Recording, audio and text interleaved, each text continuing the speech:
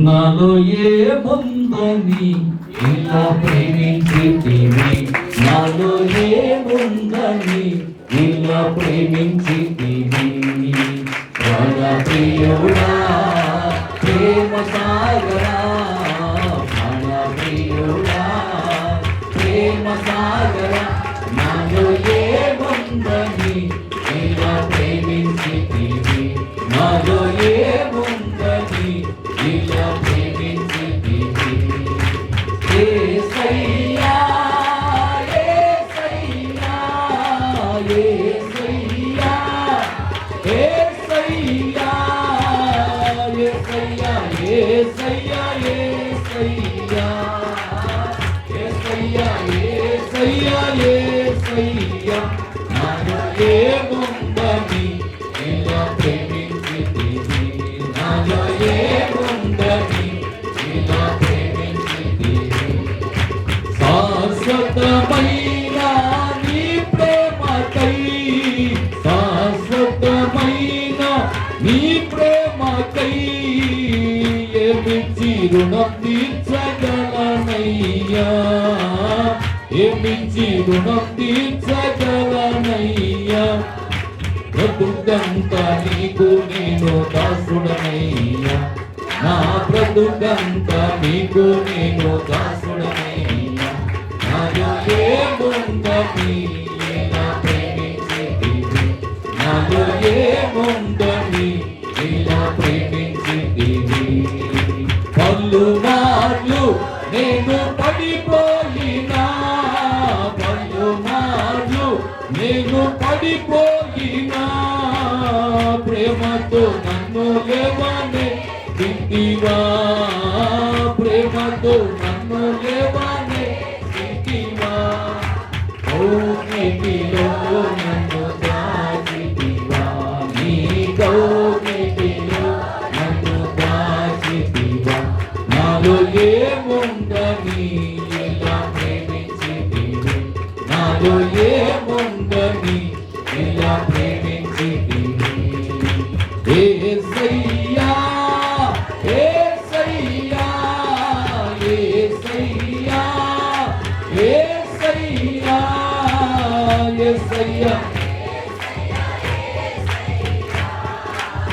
యేసయ్యా యేసయ్యా యేసయ్యా, నాలో ఏముందని ఇలా ప్రేమించితివి, నాలో ఏముందని ఇలా ప్రేమించితివి. హల్లెలూయా. దేవునికి మహిమ కలుగును గాక. సరిపోయిన ప్లేస్ సరిపోతున్నాయి.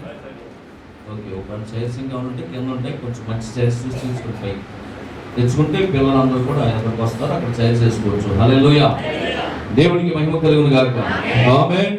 హల్లెలూయా. మంచిది పిల్లారా, దేవుని యొక్క వాక్యంలోకి మనం వెళదాము. దేవుని యొక్క వాక్యాన్ని శ్రద్ధగా విందాం. హల్లెలూయా. దేవునికి మహిమ కలుగును గాక. మరి ఈరోజు మీకు ప్రకటిస్తున్నటువంటి వర్తమానం యొక్క పేరు ఏంటంటే, పౌలు క్రీస్తుకి ఒక ఖైదీ. పౌలు క్రీస్తుకి ఒక ఖైదీ అనేటటువంటి వర్తమానాన్ని బోధించాలని ఆశపడుతూ ఉన్నాను. హల్లెలూయా. మరి చక్కగా దేవుని యొక్క వాక్యాన్ని వినాలని ప్రభు పేరట మీకు మనవి చేస్తా ఉన్నాను. హల్లెలూయా. దేవునికి మహిమ కలుగును గాక. ఆమేన్. హల్లెలూయా. సరే, మంచిది. దేవుని యొక్క వాక్యంలోకి వెళదాం. మరి ఇక్కడ మీరందరూ కూడా నా ఆత్మీయ పిల్లలై ఉన్నారు, నేను మీకు ఆత్మీయ తండ్రినై ఉన్నాను. హల్లెలూయా. మరి మీరందరూ కూడా చక్కగా నన్ను ఎంతగానో ప్రేమిస్తున్నారు, గౌరవిస్తున్నారు, మంచి స్థానాన్ని ఇచ్చారు. మరి సేవలో అన్ని విషయాల్లో కూడా మీరు సహకరిస్తూ ఉన్నారు. హల్లెలూయా. మరి కాలపు ప్రవక్త అన్నాడు, సంఘము, దేవుని సంఘం అంటే ఒక కుటుంబం అంట. ఇదంతా కూడా ఏమన్నాడు? ఒక కుటుంబం. దేవునికి స్తోత్రం. హల్లెలూయా.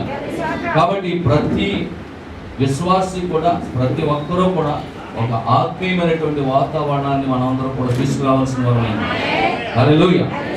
ఆత్మీయ సిద్ధపాటు అనేది మనం అందరం కూడా కలిగి ఉండవలసిన వారమైంది. హల్లెలూయా.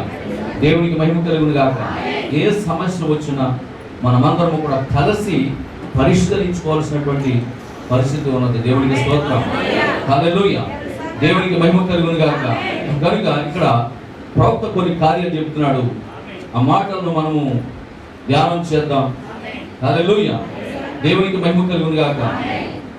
ఈ వర్తమానంలో ప్రవక్త అంటాడు, చూడండి, ఇంత కాలము అని మనం భక్తి చేసే విషయంలో దానికి ఎక్కువ పరిమితి అనేది పెట్టుకోవద్దు అంటాడు.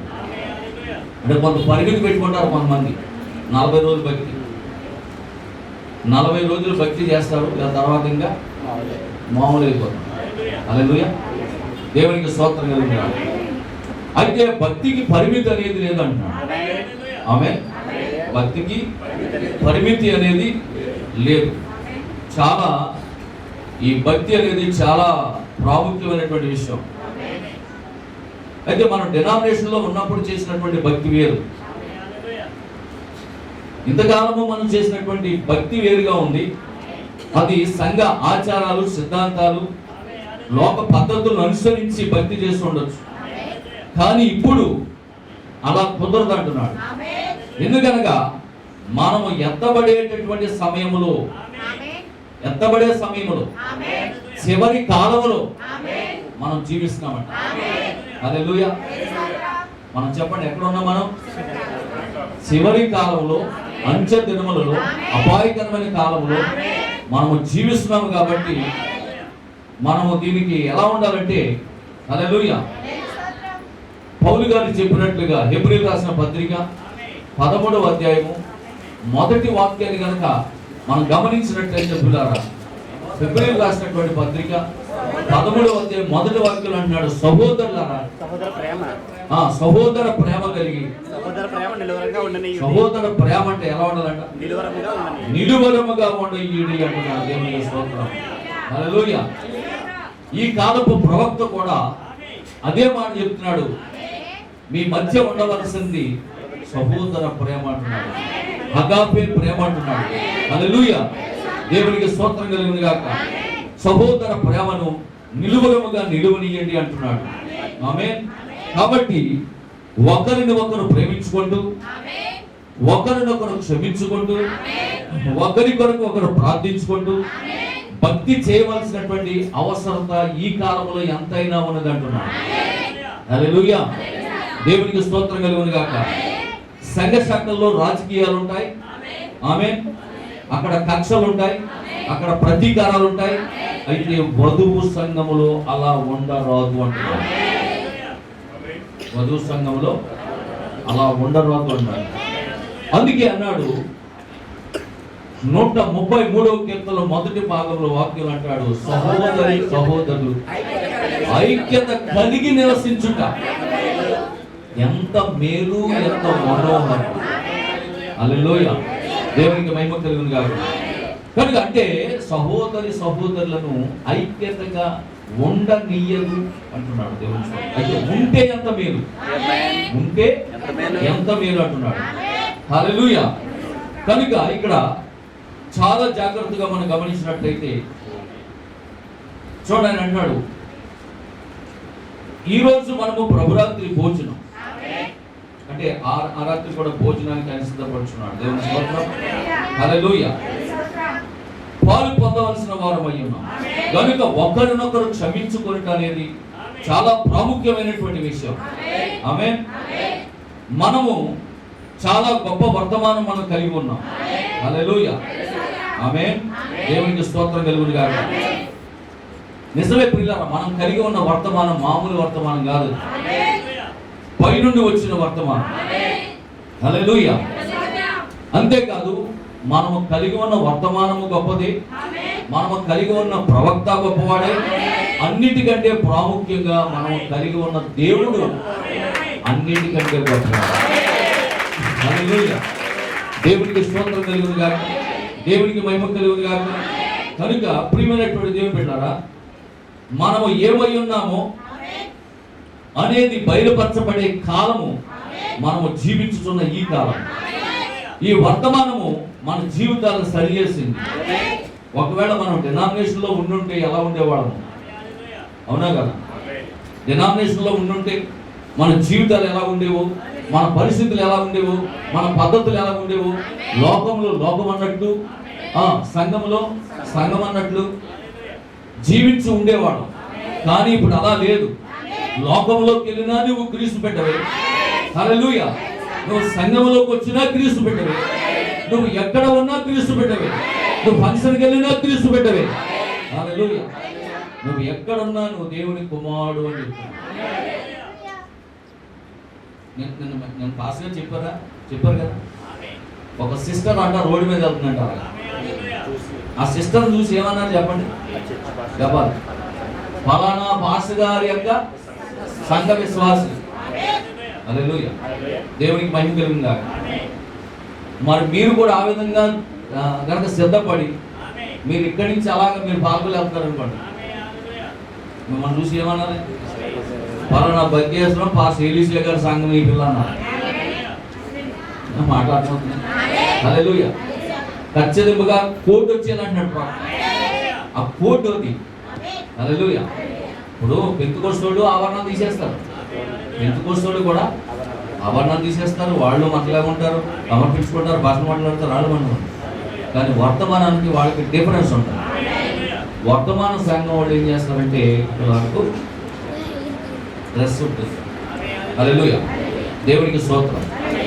అయితే ప్రత్యేకించి తెల్ల వస్త్రాలు ఎవరంటే పెంతుకొస్తోడు వేసుకుంటారు. మీకు అర్థమవుతుందా? పెంతుకొస్తోడు ఈజీగా గుర్తుపట్టచ్చు. ప్రత్యేకించి వాళ్ళ ఆరాధనకి తెల్లని వస్త్రాలే ధరిస్తారు, ఇంకేం వేసుకోరు. అయితే మనకు ప్రవక్త ఏమంటే నీ మనస్సు తెల్లగా ఉండాలి తప్ప నీ బట్టలు కాదు. హల్లెలూయా. దేవునికి స్తోత్రం కలుగును గాక. కనుక ప్రియమైనటువంటి దేవుని పిల్లరా, పెంతుకొస్తోడు పాటించేటటువంటి దానికంటే ఒక అడుగు ముందేసి ఇప్పుడు వధువుని సిద్ధపరుస్తున్నాడు ప్రవక్త. హల్లెలూయా. దేవునికి మహిమ కలుగును గాక. ఆమేన్.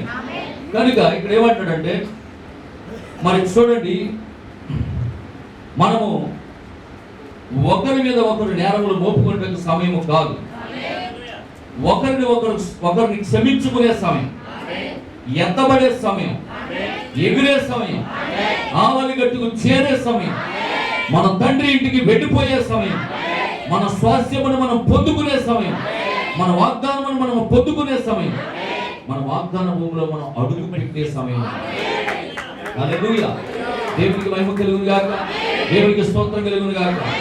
కనుక ఇక్కడ ఏమంటున్నాడంటే లౌదైక సంఘకాలము కంటే చెడ్డ సంఘకాలం మరొకటి లేదంట. లౌదైక సంఘకాలము కంటే చెడ్డ సంఘకాలం మరొకటి లేదంటున్నాడు దేవుని స్తోత్రం. ఎందుకంటే ఈ సంఘకాలము ఎటువంటిదంటే నులువెచ్చని సంఘకాలం అంటది. నులువెచ్చని సంఘం, అటు వెచ్చగాను లేదు, ఇటు చల్లగాను లేదు. హల్లెలూయా. నులివెచ్చని స్థితిలో ఉన్నటువంటి సంఘకాలం. అందుకే ప్రవక్త ఏమన్నాడంటే ఈ నులివెచ్చని సంఘకాలమైనటువంటి లౌదైకాన్ని దాటి నువ్వు బయటకు రావాల్సి ఉన్నదాన్ని. నువ్వు ఆ నులివెచ్చని స్థితిలో నుంచి బయటకు వస్తేనే తప్ప నువ్వు మళ్ళా తిరిగి ఎఫెసులోకి ప్రవేశించలేవన్నా. హల్లెలూయా. దేవునికి స్తోత్రం కలుగును గాక. కనుక ఈ లౌదైక సంఘకాలము కంటే చెడ్డ సంఘకాలం మరొకటి లేదు. సాతాను యొక్క ప్రభావము దేవుని పిల్లల మీద పనిచేయించి త్రోవ తప్పించే కాలం. అయితే వధువు ఎన్నడూ తప్పిపోదు. లౌదైక సంఘకాలం అనగా పెంతుకోస్తు కాలమును దాటి వచ్చినది. లౌదైక సంఘకాలం అనగా మరి పెంతుకోస్తు కాలము నులివెచ్చని స్థితిలో ఉన్నది. హల్లెలూయా. ఇప్పుడు ఈ లౌదైకాన్ని కనుక దాటితేనే మనము మళ్ళా తిరిగి ఎఫెసులో ప్రవేశపెట్టబడతాం. హల్లెలూయా. కాబట్టి వాక్యము కొరకు నిలబడాలనే ఆశ నీకుంటే ఆమేన్, తప్పకుండా నీవు వాక్యపక్షంగా నిలబడతావు. ఆమేన్. హల్లెలూయా. దేవునికి స్తోత్రం కలుగును గాక. ఆమేన్. దేవుని ఆత్మ, మానవ ఆత్మ, దురాత్మ, మూడు ఆత్మలకు ఎప్పుడు కూడా పోరాటం అనేది జరుగుతూ ఉంటుంది. ఈ మూడు ఆత్మలకు ఏం జరుగుతుందో చెప్పండి? పోరాటం. అందుకే పౌలు గారు అన్నాడు, మనం పోరాడినది శరీరంతో కాదు కానీ ఆకాశ మండలం అందున్న దురాత్మ సమూహములతో పోరాడుతున్నాం అన్నాడు. మన మానవాత్మ ఉన్నది. మనకి మానవాత్మ, సహజమైనటువంటి మానవ ఆత్మను మనం కలిగి ఉన్నాం. హల్లెలూయా. అయితే దైవాత్మను కూడా పొందుకొని ఉన్నాం. ఆమె దైవాత్మనది మానవాత్మను కలిగి ఉన్నాం. అయితే మరి ఆకాశ మండలం అనేటువంటి దురాత్మ ఏం చేస్తుంది? అది మనలను అటాక్ చేస్తూ ఉంటుంది, పోరాడుతూ ఉంటుంది. దానితో మనం పోరాడేటువంటి సమయంలో మనకి దేవుని ఆత్మ అవసరమై ఉన్నది. దేవుని ఆత్మ మనకు అవసరమై ఉన్నది. దేవుని ఆత్మ ఎప్పుడైతే నువ్వు పొందుకుంటావో దురాత్మతో పోరాడగలిగే శక్తి నువ్వు పొందుకుంటావు. హల్లెలూయా. దేవునికి మహిమ కలుగును గాక, దేవునికి స్తోత్రం కలుగును గాక. హల్లెలూయా. కనుక వీటి మధ్య ఎల్లప్పుడూ పోరాటం జరుగుతుంది. మనం ఇంకా లౌకికలను జీవిస్తున్నాం. లౌకిక కనుక దాటకపోతే నువ్వు ఎంతపడలేవు. లౌకికాన్ని కనుక జయించకపోతే, లౌకికాన్ని కనుక దాటకపోతే పునరుద్ధానం లేదంటాడు. ఎందుకంటే ఇది 7వ సంఘం. 7 తర్వాత ఏంటి? 8 ఏంటి? పునరుద్ధానం. మళ్ళా మొదటిది. అందుకే అన్నాడు ప్రవక్త, నువ్వు లౌకికాలో ఉండొద్దు, లౌకికాన్ని దాటిరా అంటున్నాడు. హల్లెలూయా. లౌకికాన్ని విడిచిపెట్టి అంటున్నాడు. ఆ బిలాం బోధనలు విడిచిపెట్టి అంటున్నాడు. ఆ సంఘ సిద్ధాంతాలు విడిచిపెట్టి అంటున్నాడు. ఆ నాయకత్వాన్ని విడిచిపెట్టి అన్నాడు. ఆ మానవ నాయకత్వాన్ని విడిచిపెట్టండి, దేవుని నాయకత్వం కిందకి రండి. ఒక మనిషిని నమ్ముకొనుట కంటే, ఒక రాజుని నమ్ముకొనుట కంటే యెహోవాను ఆశ్రయించడం మేలని దావీదు చెప్పలేదా? హల్లెలూయా. ప్రతి మనుషుడు అబద్ధికుడు అంట. ప్రతి మనుషుడు అబద్ధికుడు, దేవుడు ఒక్కడే సత్యవంతుడు. కాబట్టి పిల్లరా, మనం నమ్ముకోవాల్సింది ఒక మనిషిని కాదు, కానీ మనం నమ్ముకోవాల్సింది ఒక జీవము కలిగిన దేవుణ్ణి మనం నమ్ముకోవాలి. హల్లెలూయా. దేవునికి మహిమ కలుగును గాక. ఆమేన్.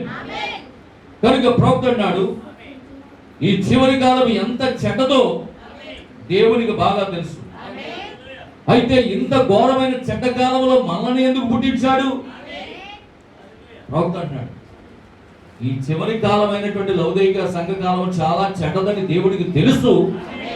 అలా తెలుసుండి ఇంత చెడ్డ కాలమైనటువంటి లౌకిక సంఘకాలంలో దేవుడు మనల్ని ఎందుకు పుట్టించాడా అని ప్రవక్త ఆలోచన చేస్తున్నాడు. అయితే ఆలోచన చేస్తే ప్రవక్తకు వచ్చినటువంటి బయలుపడి ఏంటి తెలుసా? ఈ లౌకిక సంఘకాలంలో ఉన్న ప్రతిదాన్ని జయించగలిగేటటువంటి శక్తి దేవుడు నీకు ఇచ్చాడు. హల్లెలూయా. జయ జీవితాన్ని దేవుడు నీకు ఇచ్చాడు. జయించగలిగే శక్తి నీలో పెట్టాడు. కాబట్టే ఈ కాలంలో నిన్ను పుట్టించాడు. దేవునికి స్తోత్రం. హల్లెలూయా. అందుకే ప్రవక్త అన్నాడు, నేను ఈ కాలంలో పుట్టినందుకు నేను సంతోషపడుతున్నాను. హల్లెలూయా. దేవునికి స్తోత్రం కలుగును గాక, దేవునికి మహిమ కలుగును గాక. ఆమేన్. కనుక పిల్లరా, దేవుని ఆత్మచేత ఎందరైతే నడిపించబడతారో వారందరూ దేవుని పిల్లలగుటకు అధికారం అనుగ్రహించాడు. హల్లెలూయా. దేవునికి మహిమ కలుగును గాక, దేవునికి స్తోత్రం కలుగును గాక. కనుక పిల్లరా, కొద్ది నిమిషాలు చాలా జాగ్రత్తగా విందాం. పాత నిబంధనలో వారు అనగా ఇశ్రాయేలీయులు అరణ్యములో పరిశుద్ధ సంఘముగా కూడుకొని ఉన్నారు. అవునా? అప్పటి వరకు వారికి సంఘం అనేది లేదు, ఒక సమూహముగా ఉండేవారు. వారందరూ కూడా ఐగుప్తులో ఒక ఇశ్రాయేలు జనాంగముగా వారు అక్కడ ఉన్నారే తప్ప ఐగుప్తులో ఇశ్రాయేలు ఎన్నడూ కూడా దేవుణ్ణి ఆరాధించలేదు. వాళ్ళు అక్కడ కూడుకొని ఒక సంఘముగా కూడుకొని దేవుణ్ణి ఆరాధించిన దాఖలాలు ఎక్కడో కూడా ఐగుప్తులో లేవు. కాబట్టి ఎప్పుడు వారు సంఘముగా కూడుకున్నారంటే ఐగుప్తును విడిచి బయటకు వచ్చి ఎర్ర సముద్రం దాటి, బాగా గమనించండి, ఐగుప్తును విడిచిపెట్టడం అంటే లోకాన్ని విడిచిపెట్టడం, ఎర్ర సముద్రం దాటడం అంటే బాప్తిసం పొందడం. ఆమేన్. హల్లెలూయా. మళ్ళీ అరణ్యములోకి రావడం అంటే మళ్ళీ లోకం వచ్చినట్టే, మళ్ళీ లోకంలోకి వచ్చారు. మీకు అర్థమవుతుందా? మరి అందుకే కదా అరణ్యంలోకి వచ్చాక మళ్ళీ ఏమన్నాడు? మళ్ళీ ఏం గుర్తొచ్చినాయి? చెప్పాలి. మళ్ళీ ఐగుప్తులో ఎన్ని గుర్తొచ్చినాయంట? కీరదోసకాయలు, ఉల్లిగడ్డలు, చేపల మాంసం మళ్ళీ గుర్తొచ్చినట్ట. అంటే యాక్చువల్గా వాళ్ళు ఐగుప్తు విడిచిపెట్టారంటే, ఎర్ర సముద్రం దాటారంటే, అరణ్యంలోకి వచ్చినా ఇక మళ్ళా అయ్యి మనకి గుర్తుకు రాకూడదు, కానీ మళ్ళా గుర్తుకొచ్చింది. హల్లెలూయా, దేవునికి మహిమ కలుగును గాక. నీకు మళ్ళా అన్ని గుర్తొస్తాయని దేవుడికి తెలిస్తే ఏం చేస్తాడంటే పరిశుద్ధ సంఘముగా కూడుకోండి మీరు అన్నాడు. అరణ్యములో ఎందుకు దేవుడు వారిని పరిశుద్ధ సంఘంగా కూడుకోమన్నాడంటే వాళ్ళకి ఐగుప్తు విడిచిపెట్టి వచ్చినటువంటివి అన్నీ మళ్ళీ గుర్తొస్తాయి కాబట్టి. హల్లెలూయా, వాటిని విడిచిపెట్టే క్రమంలోనే దేవుని ఆరాధించే క్రమం అనేది పరిశుద్ధ సంఘముగా కూడుకోవడం అనేది అరణ్యములో దేవుడు సంఘముగా వాడిని ఏర్పరిచాడు. దేవుని స్తోత్రం. హల్లెలూయా. పాత నిబంధనలో ఇశ్రాయేలీయులందరూ పరిశుద్ధ సంఘముగా ఎక్కడ కూడుకున్నారంటే అరణ్యములో. కొత్త నిబంధనలో క్రైస్తవులందరూ సంఘముగా ఎక్కడ కూడుకున్నారంటే యెరూషలేము. చెప్పండి, పెంతెకోస్తు పండగ దినాన మేడగదులు. అప్పటి వరకు ఆడ కూడా ఆరాధించుకోవడానికి ఒక సంఘంగా కూడుకోవడానికి అవకాశంగా ఉండేది కాదు వాళ్ళకి. దేవునికి స్తోత్రం కలిగింది. హల్లెలూయా. వాళ్ళందరూ ఏకంగా కూడుకొని ఒక సంఘముగా మేడగదులు కూడుకున్నారు. ఆమేన్, హల్లెలూయా. ఆది అపోస్తలులందరూ విశ్వాసులతో కలిసి ప్రతి దినము ఇంటింటా కూడుకొని ఒక సంఘముగా దేవుని ఆరాధించేవారు. హల్లెలూయా, దేవునికి స్తోత్రం కలుగును గాక. దేవుడు ఎల్లప్పుడూ సామాన్యతలోనే తనను తాను బయలుపరుచుకుంటూ ఉన్నాడు. ఆమేన్. దేవుడు ఎల్లప్పుడూ కూడా ఏం చేస్తున్నాడు చెప్పండి? సామాన్యతలోనే తనను తాను బయలుపరుచుకుంటున్నాడు. మరి అందుకే ఆయన అన్నాడు, చిన్న మంద భయపడకుడి అని. హల్లెలూయా, దేవునికి మహిమ కలుగును గాక. కనుక ప్రియమైనటువంటి దేవుని బిడ్డలారా, నిజంగా ఇక్కడ అద్భుతమైనటువంటి విషయాలు ప్రవక్త చెప్పుకొస్తున్నారు. ఆమేన్. చూడండి, ఫిలోమోను రాసినటువంటి పత్రికలో మనం ఇందాక చదువుకున్నాం. ఫిలోమోను రాసిన పత్రిక మొదటి అధ్యాయంలో మొదటి వాక్యాన్ని ఒకసారి చూడండి. క్రీస్తు యేసు ఖైదీ అయిన క్రీస్తు యేసుకి క్రీస్తు యేసు ఖైదీ అయిన పౌలును. క్రీస్తు యేసు యొక్క ఖైదీ అంటే ఎవరు? పౌలు గారు క్రీస్తు యేసు యొక్క ఖైదీ. సహోదరుడైన తిమోతియును. తిమోతి మా ప్రియుడును. తిమోతి ఎవరంటే సహోదరుడు. పౌలు గారు ఏమయ్యారంటే క్రీస్తుకి ఖైదీ అయ్యాడు. సహోదరుడైన తిమోతియును. తిమోతి మా ప్రియుడును. ప్రియుడు. జతపనివాడునైనా ఫిలోమోనుకును. ఫిలోమోనుకును. దేవునికి స్తోత్రం కలుగును గాక. జతపనివాడు అంటే పౌలు గారితో పాటు సేవ చేస్తున్న ఒక వ్యక్తి ఫిలోమోను. దేవునికి స్తోత్రం. ఈ ఫిలోమోనికి రాస్తూ ఉన్నాడు అన్నమాట. హల్లెలూయా, దేవునికి మహిమ కలుగును గాక. కనుక పిల్లరా, నిజంగా చూడండి, ఫిలోమోను ఏమి చెప్పుచున్నాడో చూడండి. ఇక్కడ 7వ వచనం చదవండి. సహోదరుడా, పరిశుద్ధుల హృదయములు నీ మూలముగా విశ్రాంతి పొందినందున నీ ప్రేమను బట్టి నాకు విశేషమైన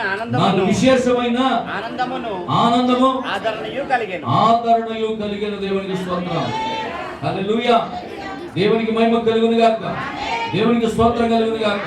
అంటున్నారు పిల్లరా. హల్లెలూయా. కనుక ఇక్కడ అంతేకాదు, నేను దేవునికి కృతజ్ఞతాస్తుతులు చెల్లించుచున్నానని కూడా చెప్తున్నాడు. ఆమేన్. పౌలు ప్రతి దినము కూడా ఫిలోమోను కొరకు ప్రార్థించున్నాడు. ఆమేన్. పిల్లరా, మీరు మీలో ఎంతమంది మీ తోటి సహోదరుల కొరకు ప్రార్థించున్నారు? వింటున్నారా? పౌలు గారు ఏం చేస్తున్నాడంట?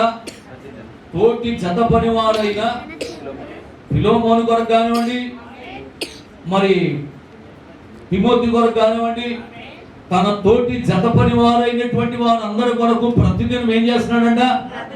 ప్రతిదినము ప్రార్థన చేస్తా ఉన్నాడంట. అందుకే ప్రవక్త అడుగుతున్నాడు, ఏమంటాడు తెలుసా? మరి మీరు ఎంతమంది మీ తోటి సహోదరుల కొరకు ప్రార్థిస్తున్నారు? మనం ప్రార్థన చేసామా? 3 రోజులు సంఘం అందరి కొరకు ప్రార్థన చేస్తాం. దేవునికి స్తోత్రం. హల్లెలూయా. ఈవెన్ రాత్రి వరకు కూడా ప్రార్థన చేస్తా ఉన్నాం. లక్షవారం ఉదయం గురువారం ఉదయం ప్రారంభించాం ప్రార్థన. గురువారం ఉదయం ప్రారంభించిన ప్రార్థన రాత్రి వరకు కూడా ప్రార్థన చేస్తానే ఉన్నాం. సంఘం అందరి కొరకు, వచ్చిన వాళ్ళ కొరకు, ఫ్యామిలీల కొరకు, సేవకుల కొరకు, సంఘముల కొరకు, యెరూషలేము క్షేమం కొరకు, దేశాల కొరకు మరి ప్రార్థన చేస్తూనే వచ్చాం. దేవునికి స్తోత్రం. మీరు వర్ధిల్లాలంటే, మీరు క్షేమంగా ఉండాలంటే యెరూషలేము క్షేమం కొరకు ప్రార్థన చేయాలి. హల్లెలూయా. దేవునికి మహిమ కలుగును గాక. ఆమేన్. కనుక ప్రియమైన దేవులారా, ప్రవక్త అన్నాడు, మరి మీలో మీరు మీ తోటి సహోదరుల కొరకు ఎంతమంది ప్రార్థించున్నారు? ఎప్పుడైతే మీరు ఒకరి కొరకు ఒకరు ప్రార్థించుకుంటారో అప్పుడు మీరు ఒకరినొకరు ప్రశంసించుకుంటారు. మళ్ళీ చెప్తున్నాను వినండి, ప్రవక్త చెప్పిన కార్యం.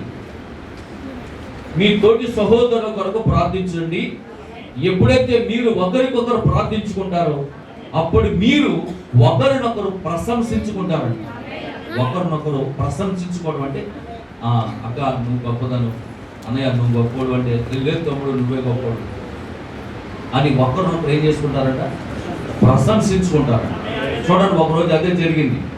యేసు ప్రభు యోర్దాను నదిలో బాప్తిసం పొందడానికి వచ్చినప్పుడు వింటారా, అప్పుడు యోహాను ఏమన్నాడు? ప్రభువా, అసలు నేను నీ చేత బాప్తిసం పొందవలసిన వాడిని అయ్యి ఉండగా నువ్వు వచ్చి నా దగ్గర బాప్తిసం పొందడం ఏంటైనా అనటలేదా? హల్లెలూయా. దేవునికి స్తోత్రం కలుగునుగా. అయ్యా, నేను తగ్గవలసి ఉన్నది, నువ్వు ఎచ్చవలసి ఉన్నది. యోహాను అంటాడు, అయ్యా నేను తగ్గాలి, నువ్వు హెచ్చాలి.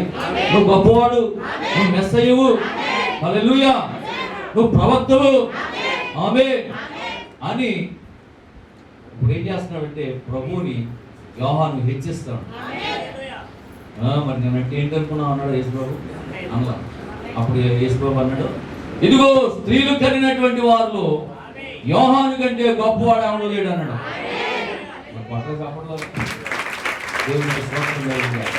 హల్లెలూయా. అవునా? అంటే ఒకరినొకరు ఏం చేసుకుంటున్నారు? ప్రశంసించుకుంటున్నారు. నువ్వు గొప్పడు అన్నా అంటే, నువ్వు గొప్పడు అన్నా, నువ్వు మంచివాడు అన్నా అంటే. దేవునికి స్తోత్రం. హల్లెలూయా. దేవునికి మహిమ కలుగును గాక. కాబట్టి ప్రియమైనటువంటి దేవుని బిడ్డలారా, మరి ఇక్కడ అన్నాడు, సహోదర ప్రేమ నిలువుగా నిలువునీడి, ఆతిథ్యము చేయ మరొకటి. ప్రార్థన ద్వారానే మీ సహోదరుని మీద మీకున్న ప్రేమను వ్యక్తపరచగలరు. ప్రేమ లేనివాడు నావాడు కాడు అని ప్రభు చెప్పలేదా? కాబట్టి క్రైస్తవుడు అయినందుకు మేము తప్పక క్రీస్తు ప్రేమను కలిగి ఉండాలి. మీరు ఒకరినొకరు ప్రేమించుకోనండి, ఒకరి కొరకు ఒకరు ప్రార్థించుకోనండి, ఒకరి కొరకు ఒకరు సహకారం అందించుకోండి, కష్టాల్లో దుఃఖాల్లో పాలుపంపులు పొందండి, ఒకరినొకరు ఆదరించుకోండి. ఆమేన్. హల్లెలూయా. ఆదరించబడ్డారు అన్నాడా ఫిలెమోను? చదవండి అక్కడ 7వ వాక్యంలో. సహోదరుడా, పరిశుద్ధుల హృదయములు నీ మూలంగా విశ్రాంతి పొందినందున నీ ప్రేమను బట్టి నాకు విశేషమైన ఆనందమును, అవునా, ఆదరణీయం కలిగింది. నీ ప్రేమను బట్టి సహోదరుడా పౌలు గారు, అయ్యా నీ ప్రేమను బట్టి ఆమేన్ నాకు ఆదరణ కలిగింది. హల్లెలూయా. నీ ప్రేమను బట్టి నాకు ఆదరణ కలిగింది. అంతేగా నువ్వు ఇచ్చే కానుకలు బట్టా, నువ్వు ఇచ్చే ధనాన్ని బట్టా, నీ దగ్గర ఉన్న డబ్బును బట్టా, నీ దగ్గర ఉన్న బలాన్ని బట్టా, నీ దగ్గర ఉన్న బంధువుని బట్టా, ఎవరిని బట్టి నీకు ఆదరణ కలగదు. నీ ఎవరిని బట్టి కాదు, కానీ నీవు కలిగి ఉన్న ప్రేమను బట్టి. హల్లెలూయా. దేవునికి స్తోత్రం కలుగును గాక. ఓ నిజంగా పిల్లారా, నీ ప్రేమను బట్టి నాకు విశేషమైన ఆనందము, ఆదరణ కలిగింది అంటున్నాడు. కనుక ఒకరినొకరు ప్రార్థించుకోండి, ఒకరినొకరు ఆదరించుకోండి, ఒకరినొకరు సహించుకోండి. రోమపత్రిక 5వ అధ్యాయము మొదటి నుంచి చదవండి. రోమపత్రిక 5వ అధ్యాయము మొదటి నుంచి త్వరగా చదవండి. కాబట్టి విశ్వాస మూలమున మనము నీతిమంతులుగా తీర్చబడి మన ప్రభువైన యేసుక్రీస్తు ద్వారా దేవునితో సమాధానం కలిగి ఉందుము. దేవునికి స్తోత్రం కలుగును గాక. హల్లెలూయా. క్రీస్తు లేకుండా నీ జీవితంలో సమాధానం ఉండదు. క్రీస్తు కలిగి ఉంటేనే నీ జీవితంలో సమాధానం ఉంటుంది. క్రీస్తు కలిగి ఉంటేనే నీ జీవితంలో నెమ్మది ఉంటుంది. క్రీస్తు కలిగి ఉంటేనే నీ జీవితంలో ఆదరణ ఉంటుంది. ఆమేన్. హల్లెలూయా. కాబట్టి ఏమంటున్నాడు? సహోదరులారా, కాబట్టి విశ్వాస మూలమున మనము నీతిమంతులుగా తీర్చబడి మన ప్రభువైన యేసుక్రీస్తు ద్వారా దేవునితో సమాధానం కలిగి ఉందము. దేవునితో సమాధానము కలిగి ఉందము. మరియు ఆయన ద్వారా మనము విశ్వాసము వలన ఈ కృపయందు ప్రవేశము గలవారమై అందులో నిలిచి ఉండి దేవుని మహిమను గూర్చిన నిరీక్షణను బట్టి అతిశయపడుచున్నాము. దేవునికి స్తోత్రం కలుగును గాక. ఆయన కృపను బట్టి, ఆయన విశ్వాసం బట్టి, ఆయన నిరీక్షణ బట్టి మనం అతిశయపడాలి. క్రైస్తవులుగా మనకు ఒక విశ్వాసం ఉన్నది. ఆయన వస్తానన్నాడు, మనం తీసుకొని వెళ్తానన్నాడు, ఆయన ఉండే స్థలంలో మనం పెడతానన్నాడు. హల్లెలూయా. మిమ్మల్ని నేను అనాథలుగా విడిచిపెట్టనని చెప్పాడు ఆయన. ఆమేన్. తల్లి మర్చిన, తండ్రి విడిచిన నిన్ను విడివని ఎడబాయనన్నాడు. ముదిమి బొచ్చు వరకు ఎత్తుకుంటానన్నాడు, సంకరెత్తుకుంటానన్నాడు, నెత్తి మీద ఎత్తుకుంటానన్నాడు. నేను మోస్తానని చెప్పాడు, నువ్వు భయపడొద్దని చెప్పాడు, నువ్వు దుఃఖించొద్దని చెప్పాడు. హల్లెలూయా. ఈ మాటల చేత మీరు ఆదరించబడండి. ఆమేన్. హల్లెలూయా. దేవునికి మహిమ కలుగును గాక. కనుక పిల్లరా, అందుకే అక్కడ అంటున్నాడు, 5వ వచనం అయిపోయింది. అంతేకాదు శ్రమ ఏం చేస్తుందంటే ఓర్పును తీసుకొస్తుంది. ఓర్పు ఏం తీసుకొస్తుంది? పరీక్ష నిరీక్షణ తీసుకొస్తుంది. అది శ్రమలు కలిగినప్పుడు నువ్వు అతిశయపడాలి. శోధించబడిన మీదట మీరు సువర్ణమై మారుతారు. హల్లెలూయా. ఆమేన్. ఎందుకనగా ఈ నిరీక్షణ మనలను సిగ్గుపరచదు. మనకు అనుగ్రహింపబడిన పరిశుద్ధాత్మ ద్వారా దేవుని ప్రేమ మన హృదయములో కుమ్మరింపబడి ఉన్నది. దేవునికి స్తోత్రం కలుగును గాక. హల్లెలూయా. దేవునికి మహిమ కలుగును గాక. పిల్లరా, నిజంగా దేవుని ప్రేమను కనుక నువ్వు కలిగి లేకపోతే, నువ్వు భాషలు కలిగి ఉన్నా, కొండలు పెకలించగలిగే విశ్వాసం నీకున్నా, ఎంత భక్తి నువ్వు చేసినా, 40 రోజులు ఉపవాస ప్రార్థన చేసినా, నువ్వు గనుక ప్రేమ కలిగి లేకపోతే నువ్వు వ్యర్థుడు అంటున్నాడు.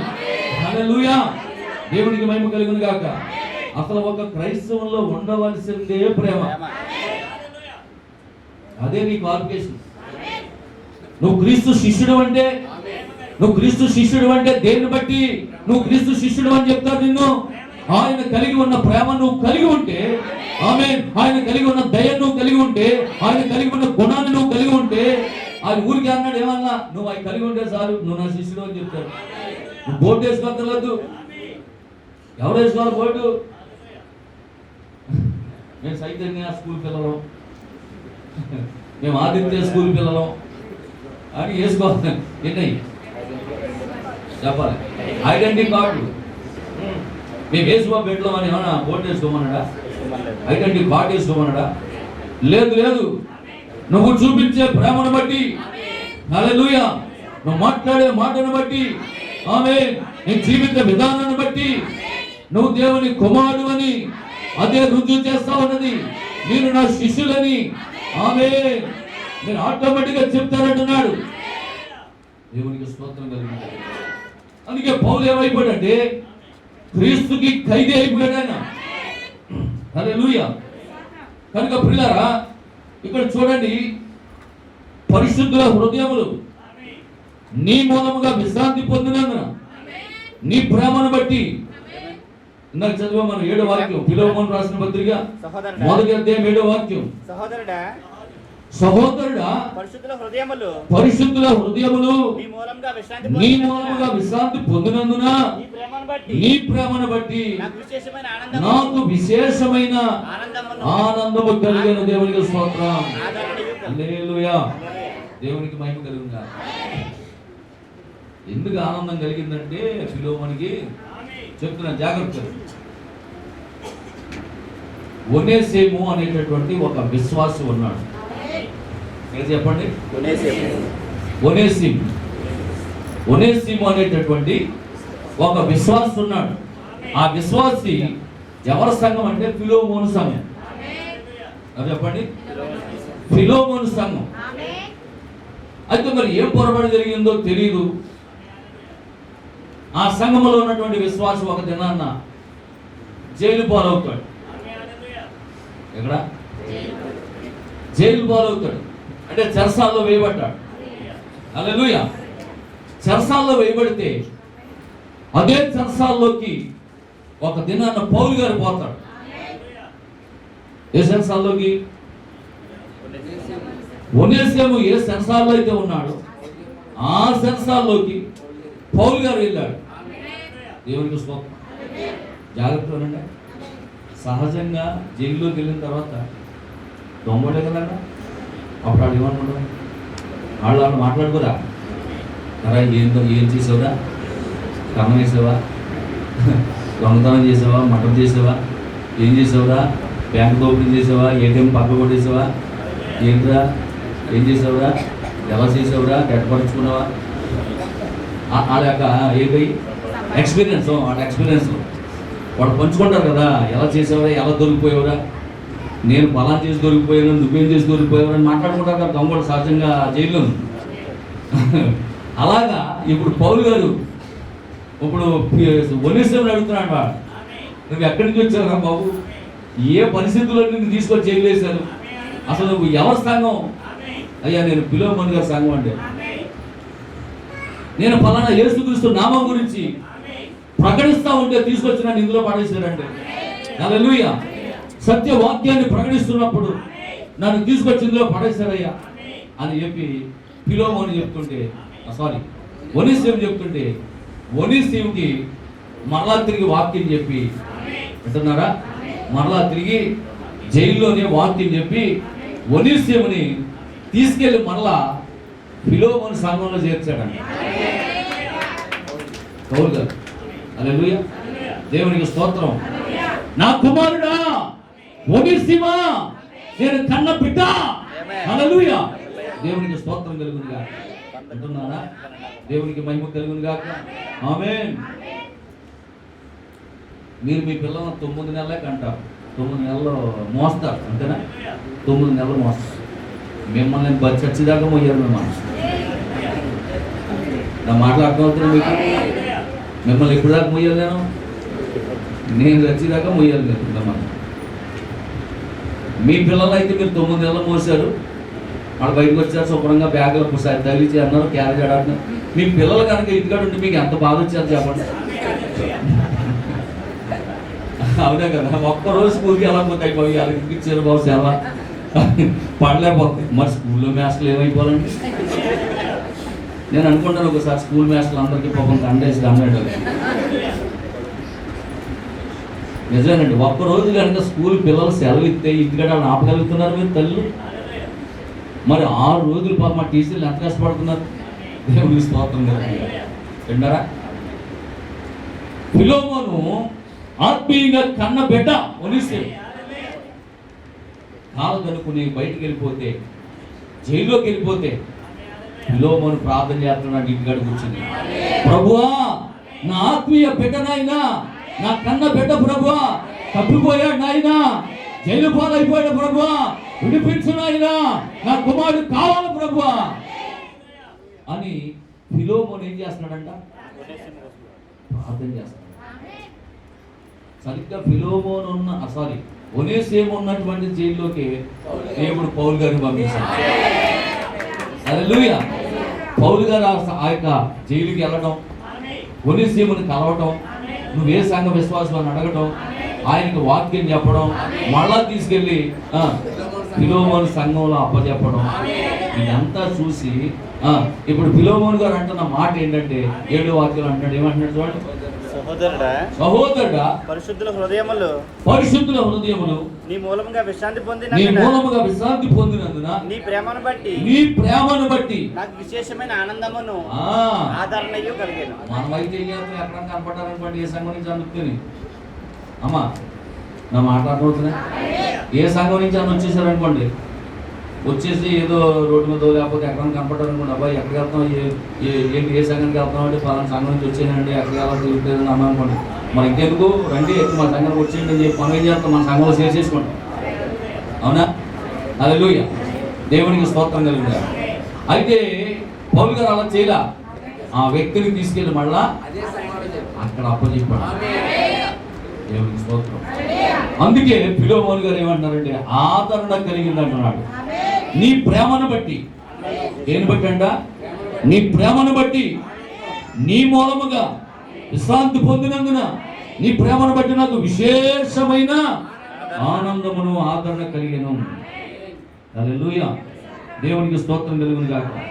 కనుక ప్రియమైనటువంటి దేవులారా, మునుపు నీకు నిష్ప్రయోజనముగా ఉన్నవాడే గాని ఇప్పుడు నీకును, చదవండి మాట, అతడు మునుపు నీకు నిష్ప్రయోజనమైన వాడే గాని ఇప్పుడు నీకు నాకు ప్రయోజనకరమైన వాడాయను. పట్టణ హల్లెలూయా, దేవునికి వైపు కలుగును గాక.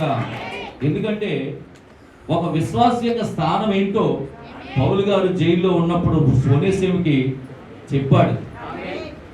ఒక విశ్వాసిగా నీ స్థానం ఏంటి, నీ కాపరి దగ్గర నువ్వు ఎలా మసులుకోవాలి, ఏ విధంగా జీవించాలి, నీ కాపరిని ఏ విధంగా భావించాలి, నీ కాపరి పట్ల ఎలా కలిగి ఉండాలి, నీ కాపరికి ఏ విధంగా సహకారం చేయాలి, నీ కాపరికి ఏ విధంగా భుజం కలిపి ఉండాలి, ఏ విధంగా సహకారం అందించాలి, సేవలో ఏ విధంగా ఉండాలి, అన్ని విషయాలు కూడా ఈ జైల్లో పౌలు గారు ఒనేసిముకి నూరు పోశాడు. హల్లెలూయా, దేవునికి స్తోత్రం కలుగునుగా. ఎప్పుడైతే చక్కగా వాక్యం చెప్పాడో ఇప్పుడు ఒనేసిము మారు మనసు పొందాడు. పొందిన తర్వాత మా సంఘం పాలన చోట పక్కనే ఉంది, వచ్చేదా ఒనేసిమ, మీ పాస్ గారు వదిలేశాడు కాబట్టి, మీ పాస్ గారు పట్టించుకోలేదు కాబట్టి ఒక్కసారైనా జైలుకి వచ్చాడరా, ఒక్కసారైనా వచ్చి తీసుకెళ్ళాడా, నేను చూశాడా మీ పాస్ గారు అంటే రాలేదు అయ్య గారు. రాకపోతే ఇంకెందుకు అలాంటి పాస్ గారు మళ్ళీ ఎందుకు వెళ్తాం అనడా? అనలేదు కానీ తీసుకెళ్ళి మళ్ళీ ఎక్కడికి అప్పచెప్పాడు, మళ్ళీ ఫిలోమోను దగ్గరికి తీసుకెళ్ళి అప్పచెప్పాడు. అందుకే అంటాడు ఇప్పుడు ఇతడు నీకును నాకును ప్రయోజనకరమైన వాడాయను. నా ప్రాణము వంటి వాడైన అతన్ని నీ వద్దకు తిరిగి పంపి ఉన్నాను. దేవునికి స్తోత్రం. అతను ఎలాంటి వాడంటే నా ప్రాణము వంటి వాడు, అంటే నా కోసం ప్రాణం ఇస్తాడు. ఇప్పుడు జైల్లో ఎలా మారిపోయాడంటే మన పౌలు గారి యొక్క వాక్యం విని ఒనేసిము ఎలా మారిపోయాడు చెప్పాలి. పౌలు గారి కొరకు ప్రాణం ఇచ్చేంతగా మారిపోయాడు. హల్లెలూయా, గురుగారు అవసరమైతే మీకోసం నా ప్రాణం ఇస్తానండి అన్నట్టుగా మారిపోయాడు. హల్లెలూయా, అంతగా ప్రాణ ప్రియుడిగా మారిపోయిన, ప్రాణ స్నేహితుడిగా మారిపోయిన ఒనేసిముని తీసుకెళ్లి తన సంఘ కాపరికి అప్పచెప్పాడు. ఆమేన్. చదవండి.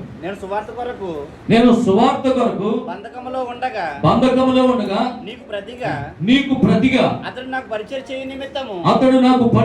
నిమిత్తము నా యొద్ద అతన్ని ఉంచుకొనవలనని ఉంటిని గాని నీ ఉపకారము బలవంతం చేతనైనట్టు గాక స్వేచ్ఛాపూర్వకమైనదిగా ఉండవలెనని నీ సమ్మతి లేక ఏమీ చేయటానికి నాకు ఇష్టం లేదు. అతనికి మీదట ఆమేన్. హల్లెలూయా. ఇప్పుడు ఒనేసిముని నా సేవలో వాడుకోవచ్చు. నా మాటలు అర్థమవుతున్నామా? పౌలు గారు ఏమంటున్నాడంటే ఫిలోమోను నీ సంఘంలో నుంచి బయటకు వచ్చేసినటువంటి వ్యక్తి ఒనేసిము జైల్లో ఉన్నాడు. జైల్లో నేను అతనికి వాక్యం చెప్పాను. జైలు నుండి అతను బయటికి విడుదల అయిన తర్వాత అతడు నన్ను ఫాలో అవుతున్నాడు, ఆ వాక్యాన్ని ఫాలో అవుతున్నాడు, నాకు కూడా తిరుగుతున్నాడు. అయితే నేను అతన్ని వాడుకోవచ్చు. అతడు అన్ని విధాలా నాకు సహాయ సహకారాలు అందిస్తాడు. హల్లెలూయా. నేనేం చెప్తే అది చేస్తాడు, నా కొరకు ప్రాణం ఇస్తాడు. దేవునికి స్తోత్రం. హల్లెలూయా. దేవునికి మహిమ కలుగును గాక. నిజమే ప్రియమైనటువంటి దేవుని బిడ్డలారా, మీలో కూడా చాలా మంది నా సేవను ప్రేమించి, నా స్థితిగతులను మీరు గౌరవించి, మరి నాకు కూడా పరిచయం చేయడానికి మీరు కూడా చాలా మంది వస్తూ ఉన్నారు. ఆమేన్. ప్రాణప్రియుడిగా, మరొక ప్రాణం ఇచ్చేటటువంటి వారిగా నా ప్రాణాన్ని ప్రేమించినటువంటి వారుగా మీరు కూడా ఉన్నారు. దేవునికి స్తోత్రం. హల్లెలూయా. కనుక ఇక్కడ పౌలు గారు ఏమంటాడంటే, ఆ ఒనేసిము అనేటువంటి వ్యక్తిని నేను వాడుకోవచ్చు, నా సేవలో వాడుకోవచ్చు, అయితే నీ సమ్మతి లేకుండా ఏమీ చేయడానికి నాకు ఇష్టం లేదు. ఎందుకంటే నువ్వు నా పట్ల చూపిన ప్రేమ అటువంటిది, నువ్వు నా పట్ల ఉంచిన నమ్మకం అటువంటిది. పౌలు గారిని కనుక మన సంఘానికి తీసుకొస్తే, పౌలు గారు కనుక మన సంఘంలో వాక్యం బోధిస్తే, అనేక ఆత్మలు పౌలు గారు తీసుకొచ్చి మన సంఘంలో పెడతాడు తప్ప మన సంఘంలో నుండి అనేక మందిని తీసుకెళ్ళడం అనే ఒక గొప్ప నమ్మకం ఫిలోమోను గారికి పౌలు మీద కలిగి ఉన్నది. కాబట్టి ఫిలోమోను గారి యొక్క సంఘంలో విశ్వాసాన్ని ఒనేసిముని తీసుకెళ్లి మళ్ళా తిరిగి ఫిలోమోను సంఘంలో అప్పగింపాలంటున్నాడు పౌలు గారు. దేవునికి స్తోత్రం. హల్లెలూయా. దేవునికి మహిమ కలుగును గాక, దేవునికి స్తోత్రం కలుగును గాక. కనుక ప్రియమైనటువంటి ఏం పెట్టారా, అతడు నా ప్రాణము వంటి వాడు, అతన్ని నీ యొద్దకు తిరిగి పంపుచున్నాను. ఆమేన్. హల్లెలూయా. కాబట్టి పిల్లరా, నీవు క్రీస్తుతో కలిసి ఉండాలి, అలాగే నీ సంఘ కాపరితోనూ కలిసి ఉండాలి, నీవు ప్రవక్తతో కలిసి ఉండాలి, సువార్తికులతో కలిసి ఉండాలి, అపోస్తలులతో కలిసి ఉండాలి, ఉపదేశకులతో కలిసి ఉండాలి. ఆమేన్. మీ సంఘ కాపరి క్రీస్తులో ఒక భాగమై ఉన్నాడు. ప్రవక్త కూడా అంతే, సువార్తికుడు కూడా అంతే. ఒక రకంగా చెప్పాలంటే నీవు నేను మనం అందరము కూడా ఆయనలో ఒక భాగమై ఉన్నాము. హల్లెలూయా. దేవునికి మహిమ కలుగును గాక. ఆమేన్. కనుక ఇక్కడ అన్నాడు, నేడు చాలా మంది క్రైస్తవులు, ఆ క్రైస్తవ సహోదరులు యూట్యూబ్ ప్రసంగాలకు ఆకర్షితులై, హల్లెలూయా, దేవునికి స్తోత్రం, సంఘ కాపరిని నిర్లక్ష్యం చేస్తున్నారు. వారికి తెలీదు వారు చేస్తున్నది వారి సంఘ కాపరిని కాదు కానీ క్రీస్తునే నిర్లక్ష్యం చేస్తున్నారని. హల్లెలూయా. నీవు నీ కాపరితో మంచి సంబంధం కలిగి ఉంటేనే దేవుడు నీతో వ్యవహరిస్తాడు. హల్లెలూయా. దేవునికి మహిమ కలుగును గాక. లేని ఎడల నిన్ను విడిచిపెట్టును, నీవు నీ కాపరితోనే నిలుచుకును అనగా దాని అర్థము యేసు పక్షమున నిలుచుట. దేవునికి స్తోత్రం. హల్లెలూయా. సంఘములో ఎక్కువ ప్రార్థన అవసరం ఉన్నది. ప్రార్థన అత్యంత శక్తివంతమైన ఆయుధం. ఆమేన్. లూకా సువార్తలో ఒకసారి చదవండి మాట, 14వ అధ్యాయము 25-26 వాక్యాలు చూడండి. లూకా సువార్త 14వ అధ్యాయము 25-26 వాక్యాలు కూడా చూడండి. బహుజన సమూహములు ఆయనతో కూడా వెళుచున్నప్పుడు ఆయన వారి తట్టు తిరిగి ఎవడైనను నా యొద్దకు వచ్చి తన తండ్రిని తల్లిని భార్యను పిల్లలను అన్నదమ్ములను అక్క చెల్లెలను తన ప్రాణముతో సహా ద్వేషింపకుంటే వాడు నా శిష్యుడు కానేరడు. దేవునికి స్తోత్రం. హల్లెలూయా. దేవునికి మహిమ కలుగును గాక. ఆమేన్. నిజమే పిల్లరా, నీ తల్లిని ప్రేమించు, నీ తండ్రిని ప్రేమించు, నీ సహోదరుని ప్రేమించు, అన్నదమ్ములు గౌరవించు. అన్ని చెప్తున్నాడు చూడమల్లి. మరి ఇక్కడేమన్నాడు? ద్వేషించమన్నాడు. ఇది మనం అర్థం చేసుకోవాలి. హల్లెలూయా. అంటే దీని అర్థం ఏంటంటే పిల్లరా, దేవుని కంటే దేనిని ఎక్కువగా ప్రేమించకు అని దాని అర్థం. నీ మొదటి స్థానం ఎవరికి ఇవ్వాలంటే దేవునికి ఇవ్వాలి. నీ మొదటి స్థానం దేవుని యొక్క వాక్యానికి ఇవ్వాలి. ప్రథమ స్థానము దేవుని వాక్యమే, ప్రథమ స్థానము దేవుడే. ఆ తర్వాత నీ భార్య, ఆ తర్వాత నీ భర్త, ఆ తర్వాత నీ పిల్లలు, ఆ తర్వాత నీ ఉద్యోగము, ఆ తర్వాత నీ వ్యాపారము, ఆమేన్, ఆ తర్వాత నీ ప్రాణము కూడా. హల్లెలూయా. దేవుని కొరకు నీవు అవసరమైతే నీ ప్రాణాన్ని కూడా త్యాగం చేయాలంట. దేవునికి స్తోత్రం. హల్లెలూయా. వింటున్నారా పిల్లరా? కనుక ఇక్కడ చాలా జాగ్రత్తగా కొన్ని విషయాలు వినండి. క్రీస్తుతో మాత్రమే సంబంధం కలిగి ఉండవలను, లోకముతో ఏమాత్రము సంబంధం ఉండకూడదు. దేవుని వాక్యము ఎల్లప్పుడూ పాపమును ఎత్తి చూపుతుంది. యేసు రక్తము పాపమును క్షమిస్తుంది. ఆమేన్. నీ పాపమును కడిగి పవిత్రపరిచేది యేసు రక్తము మాత్రమే. హల్లెలూయా. దేవునికి మహిమ కలుగును గాక. జీవించాలి అనే ఆశ నీకుంటే యేసు రక్తములో నీ పాపములు కడుక్కోవలసి ఉన్నది. హల్లెలూయా. దేవునికి మహిమ కలుగును గాక. కనుక నీవు అవిశ్వాసంగా ఉన్నంత సేపు నీ జీవితంలో దేవుని కార్యాలు చూడలేవు. ఆమేన్. హల్లెలూయా. నీ జీవితంలో అద్భుతమైనటువంటి కార్యాలు చూడాలంటే నువ్వు అవిశ్వాసిగా ఉండడానికి వీల్లేదు. నువ్వు ఒక విశ్వాసిగా ఉండాలి. హల్లెలూయా.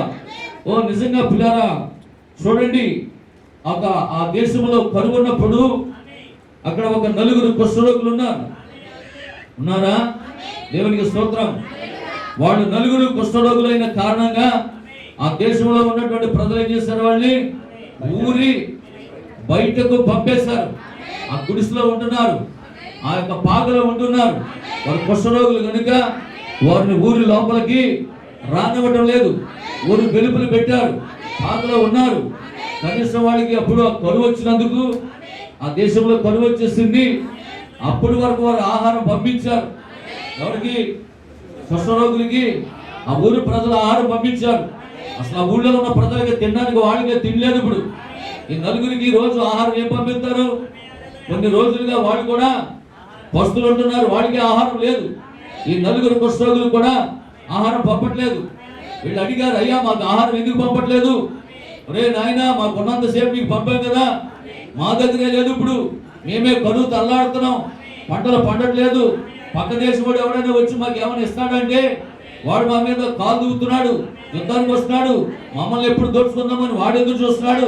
అందుచేత మేము ఎవరి సహకారము కోరట్లేదురా అని చెప్పి వాళ్ళు చెప్పినప్పుడు ఈ 4 కుష్ఠరోగులకి ఒక విశ్వాసం కలిగింది.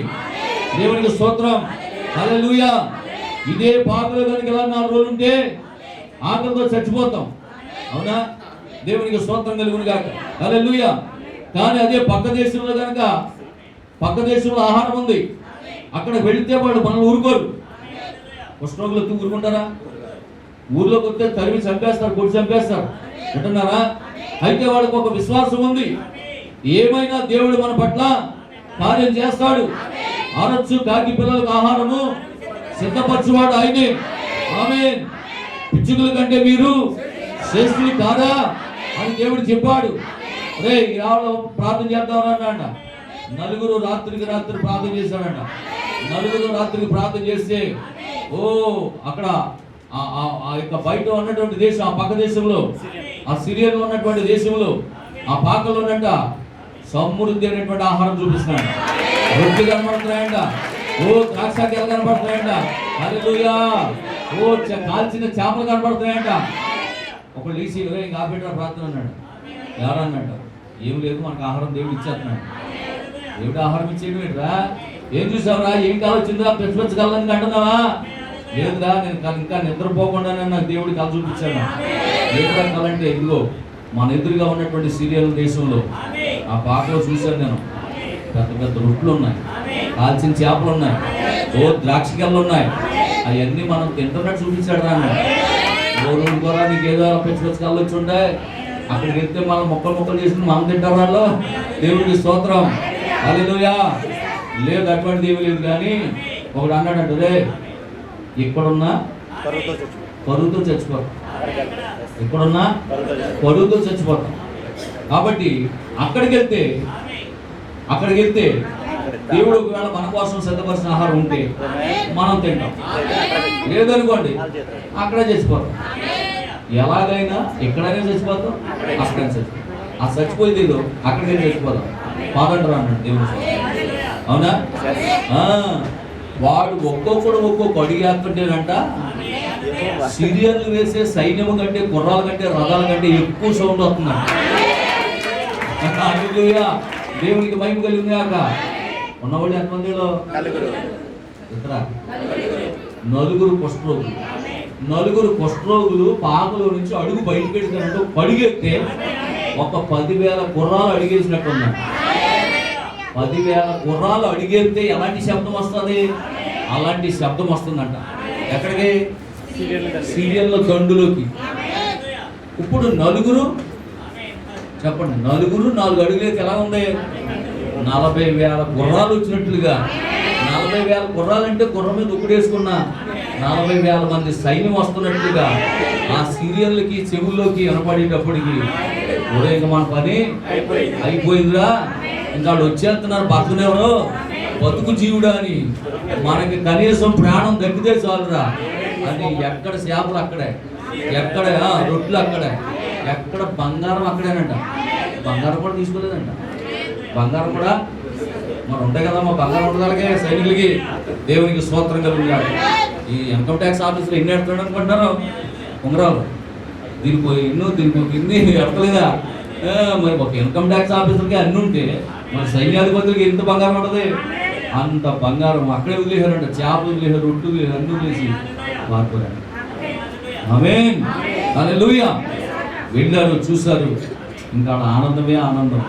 4 రోజులు అన్నం లేక ఎలా ఉంటుందమ్మా? 3 పూటలు ఉపవాస ప్రార్థన అయిన వెంటనే మనకి భోజనం దొరికింది ఎలా ఉంది? హల్లెలూయా, దేవునికి స్తోత్రం కలుగుతుంది. అవునా? పప్పు బాగుందన్నారండి, మళ్ళీ రాత్రి తినేసాను నేను. దేవుని ఏర్పాటు చేసిందంట పప్పు, చాలా బాగుంది పప్పు టమాటా. ఇక రాత్రికి మళ్ళీ భోజనం నేనే అది తిన్నాను, దేవునికి స్తోత్రం అన్నారా? హల్లెలూయా. ఇంకా చూడండి, 4 రోజుల నుంచి భోజనం లేదేమో, ఇంకా తినేసి తిన్నా గుర్తొచ్చారంటే మన సహోదరులు. అర్థమవుతుందమ్మా? ఇక్కడ తినేసాక గుర్తొచ్చారంటే మన సహోదరులు. అదే మన సహోదరులు మనల్ని పాప మనం కుష్ఠరోగులుగా ఉన్నామని చెప్పి పాకలో ఉండగా మనకి ఎన్ని రోజుల నుంచి, ఎన్ని సంవత్సరాల నుంచి మనకు ఆహారం పంపుతున్నారా, కనీసం వాడు రుణం తీర్చుకోవాలి మనం అని చెప్పి వాళ్ళు ఏం చేశారంట? వాళ్ళ దగ్గరికి వెళ్ళి, అబ్బాయి ఆ దండుపేటలో ఉన్నాడు అందరూ పారిపోయారా, బోర్డు అంత ఆహారం ఉందా రండిరా అని ఆ ఊళ్ళో ఉన్న వాళ్ళు అందరిని పిలిచికెళ్తే అక్కడికి వెళ్ళిన తర్వాత రొట్లు, చేపలు, ద్రాక్ష పళ్ళు, బంగారం, వెండి, ఇంకా దోసుకున్నది దోసుకోండి. దేవునికి స్తోత్రం కలుగుతారు. హల్లెలూయా, దేవునికి మహిమ కలుగుతుంది కాక. ఆ పిల్లలు వెళ్ళండమ్మా, పిల్లలకి ఎందుకు వెళ్ళండి? హల్లెలూయా, దేవునికి స్తోత్రం కలుగుతుంది కాక, దేవునికి మహిమ కలుగుతుంది కాక. పరము నుండి భూమికి దిగి వచ్చిన యేసయ్య, వ్యర్థముగా లేదు నీ మరణ యాతన. పరము నుండి దిగి వచ్చిన యేసయ్య, వ్యర్థముగా లేదు నీ మరణ యాతన. శ్రమలతో పోరాడి గెలిచితివయ్యా, పోరాడుతే రాదు నేర్పితివయ్యా. శ్రమలతో పోరాడి గెలిచితివయ్యా, పోరాడుతే లాగు నేర్పితివయ్యా. నీకే ఆరాధన, నీకే నా హృదయార్పణ, నీకే ఆరాధన, నీకే నా హృదయార్పణ. నాతో నీవు, నీతో నేను ఒకటై ఉన్నాము, నీవు యేసయ్యా. నాతో ఒకటై ఉన్నాము, నీవు యేసయ్యా. నా దేవ నీవే కదా, నా దేవ నీవే కదా. నన్ను నడిపే దైవము, నన్ను నడిపే దైవము, నీకే ఆరాధన, నీకే నా హృదయార్పణ, నీకే ఆరాధన, నీకే నా హృదయార్పణ. హల్లెలూయా, దేవునికి మహిమ కలుగును గాక. మరి శనివారం జరిగిపోవడానికి ఆటో పెడతారంటే చర్చ్ దగ్గర అందరూ కూడా ఆటో వెళ్ళాలి. ఓకేనమ్మా? చర్చ్ దగ్గర మరి ఆటో పెడతారు, ఆటోలో వెళ్ళాలి. ఓకేనా? హల్లెలూయా. కనుక పిల్లరా, ఆ 4 కుష్ఠరోగులు గొప్ప విశ్వాసం కలిగి ఉన్నారు కాబట్టే వారు మంచి ఆహారాన్ని భుజించగలిగారు. అంతేకాదు, కరువుతో ఉన్న తన సొంత దేశ సహోదరుల యొక్క ఆకలి కూడా తీర్చారు. కేవలము వాళ్ళు కలిగి ఉన్న దేవుని ప్రేమ. అర్థమవుతుందండి? నీవు దేవుని ప్రేమను కలిగి ఉంటే, నీ సహోదరుడు ఆకలితో ఉంటే నువ్వు భోజనం చెయ్యి, నీ భోజనం పట్టుకెళ్ళి నీ సహోదరుడికి నువ్వు పెడతావు. నీ సహోదరుడి కష్టంలో ఉంటే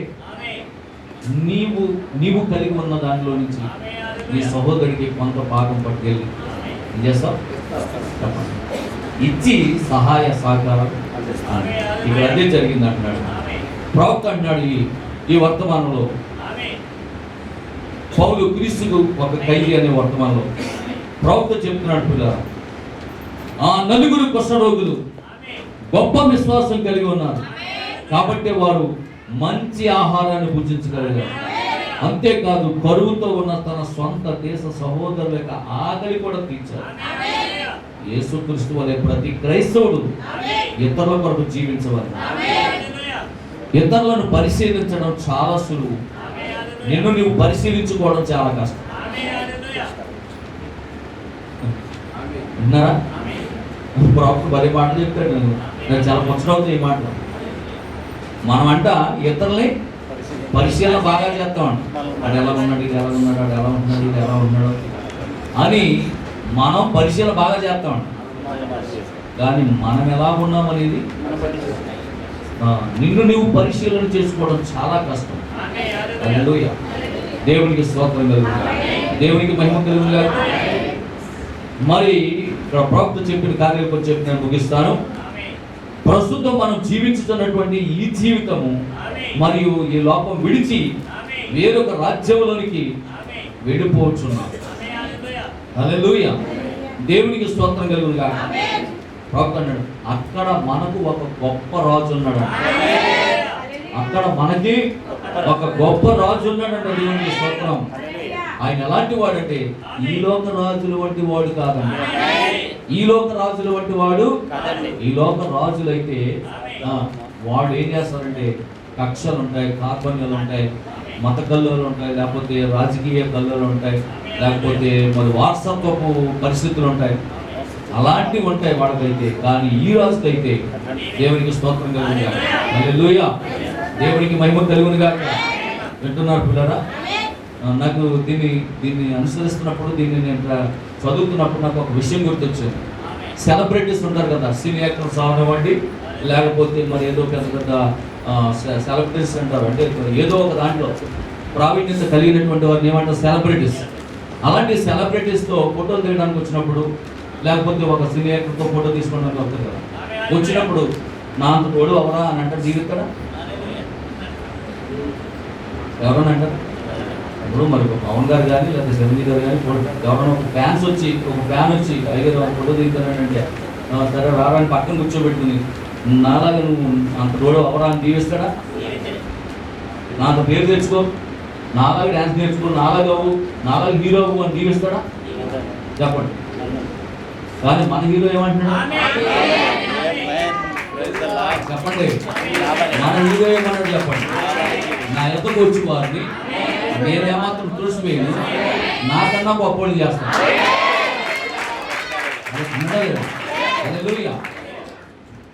నా సింహాసనం కూర్చోబెడతాను.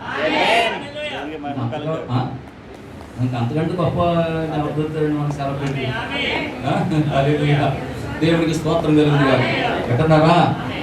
అంత గొప్ప దేవుడు మనం ఆరాధిస్తుంది. హల్లెలూయా. దేవునికి మహిమ కలుగును గాక. కనుక ప్రియులారా, ఇక్కడ ప్రవక్త అంటున్నాడు అంత గొప్ప రాజును మనం కలిగి ఉన్నాం. ఆయనతో పాటు మరలా మనం ఈ భూమి మీదకి వచ్చినప్పుడు 1000 సంవత్సరాల రాజ్య పరిపాలన ఆయన అంటున్నాడు మన చేతే చేపిస్తాడు. విన్నాడా? ఈ సంవత్సరం కనుక ఎమ్మెల్యే పోటీ చేస్తే వచ్చే సంవత్సరం కూడా నేను అయ్యారు అంటాడు. ఇంకొకటి ఏమండి, ఓన్లీ సంవత్సరం 5 సంవత్సరాల నుంచి చేశాను కదా బాబు, ఇంకొకటి ఎవరైనా రండి అంటారా? ఇంకొకటి ఎవరైనా వచ్చి కూర్చోవడం, ఇంకొకటి ఎవరైనా చేయడం, ఇంకా సపోర్ట్ చేస్తాను మనం చేయండి అంటారా? దేవుడికి స్తోత్రం. మొన్న లంకపొడిలో అంగన్వాడీ టీచర్ పోస్ట్ ఖాళీగా ఉందంట. ఆ పోస్ట్ 9 మంది పెట్టుకున్నారంట. ఆ పోస్ట్కి సతీష్ మేము అందరం కూడా ఇంటర్వ్యూకి వెళ్ళాం. అంటే నాకు కదా ఇంటర్వ్యూ, దేవుడికి స్తోత్రం. మా పాపను తీసుకెళ్ళాం ఇంటర్వ్యూకి వస్తాం. ఇంటర్వ్యూకి తీసుకెళ్ళాను. అక్కడ ఇంకా పోటీయే పోటీ, ఇక దెబ్బలాడుకుంటారు అందరూ. నాకు పోస్ట్ నాకు కావాలి. నేను అన్నాను ఎందుకురా ఇంత పోటీ ఎందుకు మీకు? 9 మంది లైన్లో నిలబడ్డాయి, దేవునికి స్తోత్రం. మీలో ఎవరు పేదవాళ్ళు చెప్పండి, ఆ పోస్ట్ ఆఫీస్ ఇచ్చేయండి అన్న అని అంతేనంట. దేవునికి స్తోత్రం. అందరూ డబ్బు ఉన్న వాళ్ళు అంటే అంటారేమో, ఎవరో తీసుకోలేండు, ఎవరో లేరండి బాబా, అందరికీ ఉన్నది. అందరికీ కాస్త పోస్ట్ ఉన్నది తప్ప ఎవరో లేపలేరు అందరూ. నేనేమనుకున్నానంటే బాబు ఎవరో పూర్ ఫ్యామిలీస్ ఉంటారు కదా, ఆర్థిక స్వాంప లేని వాళ్ళు, ఉద్యోగం లేని వాళ్ళు, ఆర్థిక స్వాంప లేని వాళ్ళు ఉంటారు కదా, మీరు తగ్గిపోండి అయ్యా, ఆ పాపకి ఇచ్చేయండి ఆ ఉద్యోగం, ఆవిడ చేసుకుంటారు, పాపం కుటుంబాన్ని పోషించుకుంటారు, అలాంటి వాళ్ళు ఎవరు ఉంటే పేదవాళ్ళు ఉంటే ఇచ్చేయండి అన్న. దేవుని స్తోత్రం. హల్లెలూయా. దేవునికి మహిమ కలుగును గాక. కనుక ఇక్కడ ఆయనతో పాటు మరలా మనము ఈ భూమి మీదకి వచ్చినప్పుడు 1000 సంవత్సరాల రాజ్య పరిపాలన ఆయన అన్నాడు, నేను మీ చేత చేపిస్తాను. నిరంతరము మనం ఆయనతో ఉండేదాం. మరణము లేని ఒక జీవితం మనకున్నది. మనం ఇప్పుడు జీవించుతున్న జీవితంలో జీవము మరణము రెండు మిళితమైంది. ఆ దినమున మనం జీవించే జీవితంలో మరణము లేదు. ఇంకా ఆ రోజు జీవించే జీవితంలో మరణం ఇంకా ఉండదు. అక్కడ జీవమే తప్ప. దేవుని స్తోత్రం. మనలను ఆయన తన సన్నిధిలోనికి తీసుకొని వచ్చినప్పుడు దేవుని కృపకై మనం ఎంతో కృతజ్ఞతలమై ఉన్నాము. ఇక్కడ ఫిలోమోను పత్రికలో యేసుక్రీస్తు యొక్క ఖైదీనైన నేను అంటున్నాడు అక్కడ. హల్లెలూయా. ఫిలోమోను పత్రిక మొదటి వాక్యం చూడండి. ఫిలోమోను రాసిన మొదటి అధ్యాయము మొదటి వాక్యం. క్రీస్తు యేసు ఖైదీని పౌలును సహోదరుడైన తిమోతియును మా ప్రియుడును జత పనివాడనైన ఫిలోమోనుకును. ఎఫెసీ 3:1 కూడా చదువు.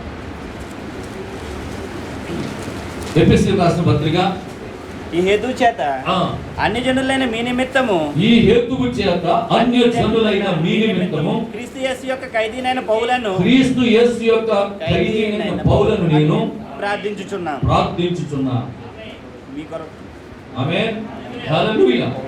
దేవునికి మహిమ కలుగును గాక. పిల్లలు గమనించండి, పౌలను నేను క్రీస్తు యేసు యొక్క ఖైదీ అయిన పౌలను నేను. అపోస్తలుడు పౌలు దాసుడు ఖైదీ. ఆయన క్రీస్తుకి ఖైదీ అయి ఉన్నాడు, క్రీస్తుకి దాసుడు అయి ఉన్నాడు. అలాగే అపోస్తలుడు అయిన అపోస్తలుడు ఆయనే, క్రీస్తుకి ఖైదీ ఆయనే, అవునా, దాసుడు ఆయనే. దేవునికి స్తోత్రం. హల్లెలూయా. కనుక దేవుని చిత్తం వలన యేసుక్రీస్తు యొక్క దాసుడునైనా అంటున్నాడు ఆయన. ఆమేన్. హల్లెలూయా. కనుక మనమందరము మనకు ఇష్టం వచ్చిన నిర్ణయములు తీసుకునేంత స్వేచ్ఛగా జన్మించాం. అవునా కదా? ఎందుకు రా సిలిపోని కొట్టేసుకుంటున్నా అంటే నా ఇష్టం అని, విద్యలు అవసరమా పేదల కంటే నా ఇష్టం అంటున్నాడు. దేవునికి స్తోత్రం కలుగుతున్నారా? ఓరు మగోళ్ళు ఏదో విద్యలు పెట్టలేదు పట్టేసుకుంటారంటే అనుకోవచ్చు, ఆడోళ్ళకి ఏం పోయేకాలం. అవునండి, చూడలేదా? మరి ఎంత దుర్మార్గం చూడండి. పైగా అది పబ్లిక్లో వేలాది మంది తిరిగే ప్లేస్లో ఏంటి, metro station, metro railway station హైదరాబాద్లో సిరిగిపోయి బ్యాండ్ వేసిన ఎక్కడ సిరిగింది? ఇదిగో ఇక్కడ. మీరు ఎవరు చూడలేదండి? మరి ఎవరు చూస్తారండి? ఏదో ఈ ఒక్కడే చూస్తారండి వాళ్ళు. మరి జీన్ పెట్టేసుకుందా అమ్మాయి, ఇక్కడ వచ్చి పెట్టుకుందా? మరి డ్యాన్స్ చేస్తలేదా? రైల్వే స్టేషన్లో డ్యాన్స్ చేస్తుంది. దేవునికి స్తోత్రం కలుగును గాక. హల్లెలూయా. దేవునికి మహిమ కలుగును గాక. కనుక పిల్లరా, ఇక్కడ ఏమంటున్నాడంటే మనమందరము మనకు ఇష్టం వచ్చిన నిర్ణయాలు తీసుకునేంత స్వేచ్ఛగా జన్మించాం. ఆ కారణమును బట్టి తప్పుడు నిర్ణయాలు తీసుకుంటూ తప్పుడు ఎన్నికలు చేసుకుంటున్నాం. కాబట్టి మానవ జాతి అంతా మరణం యొక్క శిక్ష కిందకు తీసుకురాబడింది. దేని గురించి అంట చెప్పాలి? మనకి ఇష్టం వచ్చినట్లు జీవించడం వలన, మనకు నచ్చిన నిర్ణయాలు మనం తీసుకోవడం వలన. హల్లెలూయా. దేవునికి మహిమ కలుగును గాక. అందుకే పిల్లలు ఇక్కడ ప్రవక్త భలే చెప్తున్నాడు ఈ కార్యాలు కొన్ని చెప్పి నేను ముందుకెళ్ళి ముగిస్తాను. హల్లెలూయా. ఆ కారణమును బట్టి తప్పుడు నిర్ణయాలు తీసుకుంటూ తప్పుడు ఎన్నికలు చేసుకుంటున్నాము. కాబట్టి మానవ జాతి అంతా మరణం యొక్క శిక్ష కిందకు తీసుకురాబడింది. కాబట్టి దేవుడు మానవ రూపంలో దిగి రావాల్సి వచ్చెను. ఆమేన్. ఆ మరణం యొక్క అపరాధ రుసుమును ఆయన నీ కొరకు నా కొరకు గొల్గొతా కొండ మీద ఆ కలువరిలో సిలువలో వెల చెల్లించాడు. హల్లెలూయా. మనలో ప్రతి ఒక్కరూ జీవ మరణముల మధ్య దేనినైనా ఒక దాన్ని ఎన్నుకొనవలసిన వారుగా ఉన్నాం. క్రైస్తవులమైన మనలను లోకములోని ప్రతి ఒక్కరూ మనలను గమనిస్తూ ఉంటారు. ఆమేన్. చెడ్డగా జీవించే వారిని ఎవరు పట్టించుకోరు.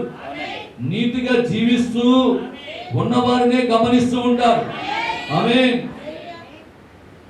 అంటే దీని అర్థమైన ప్రవక్త చెప్తున్నారు, పరిశుద్ధులు అంటే ప్రార్థనకు వచ్చే వాళ్ళనే గమనిస్తారంట. ఇప్పుడు ప్రార్థనకు వచ్చావు, అనుకున్న గేట్ కాడ కనపడడం సినిమాలు కూడా నిన్నే అడుగుతారు, ఎవరైనా నువ్వు ప్రార్థనకి వెళ్తుందా సినిమా కూర్చోండి అంటారు. అదే లోకంలో బయట ఉన్నవాడు ఎవరైనా సినిమాకి వెళ్ళట్టు రా టికెట్ తీసేవాళ్ళు అతను తీనా కాడి టికెట్ తీసేస్తాడు. దేవుని స్తోత్రం. ఈసారి ముందు నేను తీస్తాను తర్వాత అంటాడు. మరి మేము వెళ్ళినప్పుడు అలాగే అనుకున్నాడు. దేవునికి స్తోత్రం. ఈసారి నేను తెస్తాను, వచ్చేసారి నువ్వు తీయను. సైకిల్ వెళ్ళేటప్పుడు నేను తొక్కుతాను, వచ్చేటప్పుడు నువ్వు తొక్కా.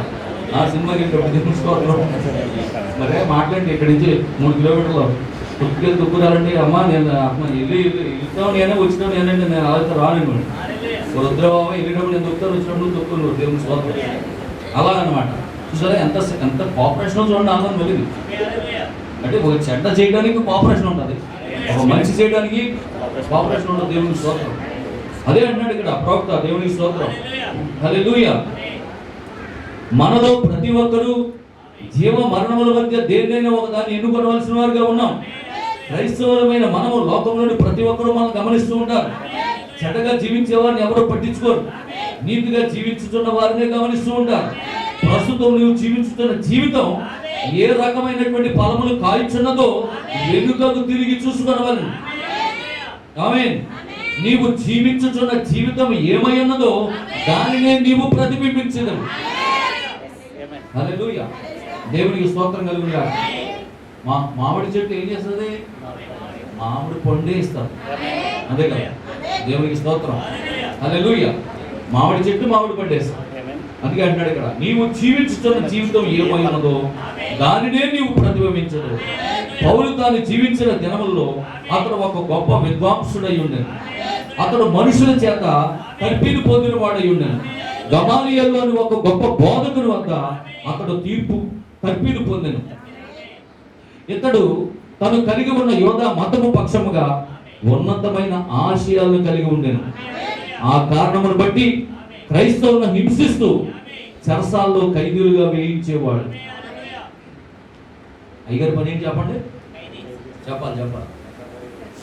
చెప్పాలి. అతడు కలిగి ఉన్న యోధా మతాన్ని బట్టి ఆ మతాన్ని ఇంకా డెవలప్ చేయాలని ఆ మతము కొరకు పనిచేస్తూ ఆ మతానికి ఎవరైనా విరుద్ధంగా పోరాడితే వాళ్ళందరినీ తీసుకొచ్చి జైల్లో వేయటం, ఖైదీలుగా చేయటం.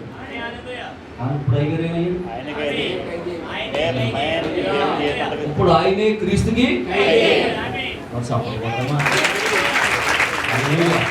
దేవుని స్తోత్రం కలుగునుగా.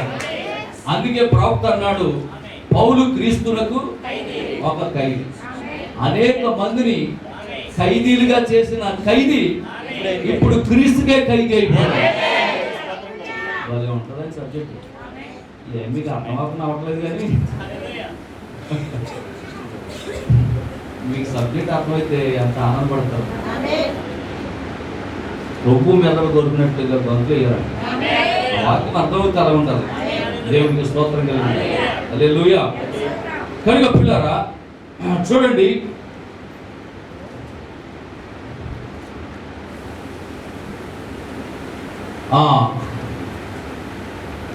ఇతను కలిగి ఉన్న యోధా మతం పక్షముగా ఉన్నతమైన ఆశయాలను కలిగి ఉండెను. ఆ కారణమును బట్టి క్రైస్తవులను హింసిస్తూ చెరసాల్లో ఖైదీలుగా వేయించేవాడు. అయితే ఒక దినమున దమస్కు మార్గంలో దేవుడు సౌలును దర్శించి ఆమేన్ పౌలుగా మార్చబడి క్రీస్తుకే ఒక ఖైదీ అయిపోయాడు. ఆమేన్. ఇతడు కూడా ఆ కాలంలో సెన్హెడ్రిన్ సభలో ఒక సభ్యుడంట. సెన్హెడ్రిన్ సభ, ఆ సభలో ఒక సభ్యుడు అంటే ఈయన కూడా ఎవరు? పౌలు గారు. దేవుని స్తోత్రం. ఆమేన్. ఆమేన్. సౌలు ప్రయాణిస్తున్న మార్గంలో దమస్కు మార్గము ఒక గొప్ప మలుపై ఉన్నది. అప్పటి వరకు సౌలు అనేక మార్గాల్లో పయనించి ఉండొచ్చు. అప్పటి వరకు సౌలు అనేక ప్రాంతాల్లో మైలురాయిలు ఎన్నో దాటి ఉండొచ్చు, ఎన్నో మలుపులు తిరిగి ఉండొచ్చు. కానీ ఈరోజు దమస్కు మార్గం అంట, అది పౌలు జీవితానికి ఒక గొప్ప మలుపై ఉన్నది. హల్లెలూయా, దేవునికి స్తోత్రం కలుగును గాక. సౌలు మంచి మార్గంలో నడిపించబడింది. ఒకప్పుడు సౌలు దోషకుడంట, ఒకప్పుడు అతడు హింసకుడంట, అతడు ఒకప్పుడు హానికరుడంట. ఇప్పుడైతే క్రీస్తుకి ఒక ఖైదీగాను ఒక దాసుడిగాను మారిపోయాడు. దేవుడు తనను ఎన్నుకొన్నాడని గ్రహించాడు. అప్పటి నుంచి పరిశుద్ధాత్మ ద్వారా నడిపించబడుతూ ఆమేన్ అతనికి ఉన్న అనుభవంతో సువార్తను అన్యజనులకు ప్రకటించుచూ వచ్చాడు. ఆత్మ ద్వారా అతడు వాక్యముతో బంధింపబడి ఉన్నాడు. అతడు క్రీస్తు ప్రేమ అనే బంధకంతో బంధింపబడ్డాడు. ఆమేన్, హల్లెలూయా. అందుకే అని అంటాడు, శ్రమైనను కరువైనను హింసైనను వస్త్రహీనతైనను ఖడ్గమైనను మరణమైనను క్రీస్తు యేసు ప్రేమలో నుండి ఎడబాపునది ఏదైనా ఉంటున్నా అంటున్నాడు. అంటే పిల్లడు దమస్కు మార్గంలో పౌలు గారు క్రీస్తు ప్రేమలో అంతగా పడిపోయాడు. హల్లెలూయా, దేవునికి స్తోత్రం కలుగును గాక. వింటున్నారా? కనుక దేవుడు తనను ఎన్నుకున్నాడని గ్రహించాడు. ఆమేన్. అప్పటి నుండి పరిశుద్ధాత్మ ద్వారా నడిపించబడుతూ అనేక మంది అన్యజనులకు సువార్తను ప్రకటిస్తూ ఉన్నాడు. ఆమేన్, హల్లెలూయా. అతడు క్రీస్తుతో జతపరచబడ్డాడు. మనము కూడా క్రీస్తుకి ఖైదీలమై ఉన్నాము. ఆయన ఒక ఖైదీ అయ్యుండి అనేక మంది ఖైదీలను బంధకాల నుండి విడిపించాడంట. ఆయనే ఒక ఖైదీ, ఇంకో ఖైదీని విడిపిస్తాడా? చెప్పండి. జైల్లోకి వెళ్ళారమ్మా, ఈడు ఖైదీ ఆడు ఖైదీ. బాబు నన్ను కొంచెం విడిపిస్తున్నా అంటే ఎలా విడిపిస్తాడు? వాడు జైల్లోనే ఉన్నాడు, వీడు జైల్లోనే ఉన్నాడు, అంతే కదా. ఇప్పుడు నన్ను విడిపించాలంటే ఎలా విడిపిస్తాడు? నేను ఇందులోనే ఉన్నాను కదా, నేను ఎలా విడిపిస్తానంటాడు. కానీ ఇక్కడ పౌలు గారిని చూస్తే అపోస్తలుల కార్యముల గ్రంథం చూడండి. అపోస్తలుల కార్యముల గ్రంథం 16వ అధ్యాయం 16 నుంచి చదవండి. అపోస్తలుల కార్యముల గ్రంథం 16వ అధ్యాయము. మేము ప్రార్థనా స్థలమునకు వెళ్ళుచుండగా పుతోనును దెయ్యం పట్టిందై సోది చెప్పుడు చేత తన యజమానులకు బహు లాభం సంపాదించుతున్నది ఒక చిన్నది మాకు ఎదురుగా వచ్చాను. ఆమె పౌలును మమ్మల్ని వెంబడించి ఈ మనుషులు సర్వోన్నతుని యొక్క దేవుని దాసులు, వీరు మీకు రక్షణ మార్గమును ప్రచురించి వారై ఉన్నారని కేకలు వేసి చెప్పాను. ఆ అమ్మాయి ఇలాగ అనేక దినాలు చేయుచుండెను గనుక పౌలు వ్యాకులపడి దాని వైపు తిరిగి నువ్వు ఈమెను వదిలిపోమ్మని యేసుక్రీస్తు నామమున ఆజ్ఞాపించున్నానని ఆ దెయ్యముతో చెప్పాను. వెంటనే అది ఆమెను వదిలిపోయాను. దేవునికి స్తోత్రం కలుగును గాక. హల్లెలూయా. ఇప్పుడు ఆ బుద్ధి అనే దెయ్యం పట్టుకున్న వ్యక్తి బంధకంలో ఉంది, ఖైదీ బంధకంలో ఉంది. ఆమేన్, హల్లెలూయా. ఎక్కడికి వెళ్ళట్లేదు. ఇక దెయ్యం పట్టుకున్న తర్వాత అక్కడ కట్టేసి ఉంచారు. ఏం చేశారు? మొత్తం మీద అలా ఉంచేశారు. సోది చెప్తా ఉన్నది. ఆమేన్. ఆ సోది వల్ల ఆ యజమానికి లాభం వస్తుంది కాబట్టి ఆ దెయ్యాన్ని ఎలగొట్టాలనే ఆలోచన ఆ వ్యక్తికి లేదు. హల్లెలూయా. ఆమె చెప్పుడు ద్వారా, సోది చెప్పుడు ద్వారా డబ్బు సంపాదించుకుంటున్నాడు ఆ వ్యక్తి. అయితే పిల్లరా, దారంటే రోజు ప్రార్థనకి వెళ్తా ఉన్నారంట పౌలు గారు. అదే రోడ్డు రోజు ప్రార్థనకి వెళ్తూ ఉంటే ఇక ఆవిడ మాట్లాడుతూ ఉన్నదంట, రే అబ్బాయి ఎందుకురా ఆ ఎల్లు వాళ్ళు ఎవరు అనుకుంటున్నావు? ఆ పౌలు గారు ఎవరో సర్వోన్నతుడైన దేవుని దాసులాడో, వారు మీకు రక్షణ మార్గమును ప్రకటించే దేవుని దాసులురా నాయన అని రోజు చెప్తుందంట. ఆ మాటలు ఈయన పౌలు గారికి ఆనందం అయిపోయి ఈవిడలో దెయ్యం ఇలాగా మాట్లాడుతుంది. దేవుని స్తోత్రం, హల్లెలూయా. ఈ అమ్మాయి కనుక ఆ దెయ్యాన్ని విడిచిపెడితే ఇంకా నా కోసం ఇంకా చెప్తే సువార్త బాగా చేద్దాం. ఉన్నారా? హల్లెలూయా. దేవునికి మహిమ కలుగును గాక. కనుక ప్రియమైన దేవులారా, బంధకాల్లో ఉన్నటువంటి వారిని ఒక ఖైదీగా ఈయన ఏం చేస్తాడంటే వారిని విడిపించినట్లుగా మనం చూస్తా ఉన్నాం. అంటున్నారా? అనేక మంది ఖైదీల యొక్క బంధకాలు తెగిపడ్డాయంట. పౌలు శీలలు ప్రార్థించగా చెరసాల సంఖ్యలు బద్దలైపోయింది. అనేక మంది యొక్క ఖైదీలు సంఖ్యలు తెగిపోయిందంట. దేవుని స్తోత్రం. ఒక ఖైదీ ప్రార్థన చేస్తే 14వ అధ్యాయం 8వ వాక్యం, అపోస్తలుల కార్యములను 14వ అధ్యాయం 8వ వాక్యం. అతడు ఆ, పుట్టినది మొదలుకొని అతడు పుట్టినది మొదలుకొని కుంటివాడై ఆ, ఎన్నడను నడవలేక ఎన్నడూను నడవలేక కూర్చొని ఉండేవాడు. కూర్చొని ఉండేవాడు. అతడు పౌలు అతడు పౌలు మాట్లాడుట వినేను. పౌలు అతని వైపు తేరు చూచి అతని వైపు తేరు చూసి స్వస్థత పొందుటకు అతనికి విశ్వాసం ఉండేనని గ్రహించి నీ పాదములు మోపి సరిగా నిలవమని బిగ్గరగా చెప్పినప్పుడు అతడు గంతులు వేసి నడవసాగాడు. దేవునికి స్తోత్రం కలుగునుగాక. హల్లెలూయా. పిల్లలు గమనించండి, అనేక మంది బంధకాలను తెంచివేస్తా ఉన్నాడు ఆయన. అనేక మంది ఖైదీలు విడుదల చేస్తా ఉన్నాడు ఆయన. ఈయన ఒక క్రీస్తుకి ఖైదీ అయ్యుండి, పౌలు గారు క్రీస్తుకి ఒక ఖైదీ అయ్యుండి అనేక మంది ఖైదీల్ని, అనేక మంది బంధకాల్లో ఉన్న వారిని ఆయన విడిపించుకుంటూ పోతా ఉన్నాడు. దేవునికి స్తోత్రం. మనము కూడా క్రీస్తుకి ఖైదీలుగా మారిన యెడల క్రీస్తు మన ద్వారా అద్భుతములు జరిగించిన దేవుడు ఎల్లప్పుడూ సత్యముతో నిలిచి ఉండు ఏ వ్యక్తితోనైనా తనకు ఖైదీగా చేసుకుంటాడు. హల్లెలూయా. ఆ కారణమును బట్టి ఆ వ్యక్తి తాను కలిగి ఉన్న ప్రతి దానిని, ప్రతి కోరికను విడిచిపెట్టవలను. అప్పుడు దేవుడు ఆ వ్యక్తిని వాడుకుంటాడు. హల్లెలూయా. దేవునికి స్తోత్రం కలుగును గాక. దేవునికి ఒక నువ్వు ఖైదీగా మారాలంటే, క్రీస్తుకు ఒక ఖైదీగా మారాలంటే, క్రీస్తుకు దేవుని దాసుడిగా మారాలంటే, ఆమేన్, మనం ఏం చేయమంటున్నాడంటే, నీవు కలిగి ఉన్న ప్రతి దానిని, ప్రతి కోరికను నువ్వు విడిచిపెట్టవలను. అప్పుడు దేవుడు నిన్ను వాడుకుంటాడు. అప్పటి వరకు నిన్ను దేవుడు వాడుకోడు. అది సత్యం అంటున్నాడు. హల్లెలూయా. దేవునికి మహిమ కలుగును గాక. ఆమేన్. మోషే కలిగి ఉన్న ఐగుప్తు విద్యనంతటిని విడిచిపెట్టాకే దేవుడు అతన్ని వాడుకొనెను. అవునా కదా? మన మోషే గారు ఏం చేశాడు? ఐగుప్తు విద్య అంతా నేర్చుకున్నాడు. కుంగుపు నేర్చుకున్నాడు, కరాటే నేర్చుకున్నాడు, ఏం నేర్చుకున్నాడు, మొత్తం మీద ఏం నేర్చుకున్నాడు, ఒక్క దెబ్బకు ఒకటి చంపేస్తున్నాడు. అర్థమవుతుందమ్మా? దేవునికి స్తోత్రం కలిగిందా? అంత గొప్ప విద్య నేర్చుకున్నాడు.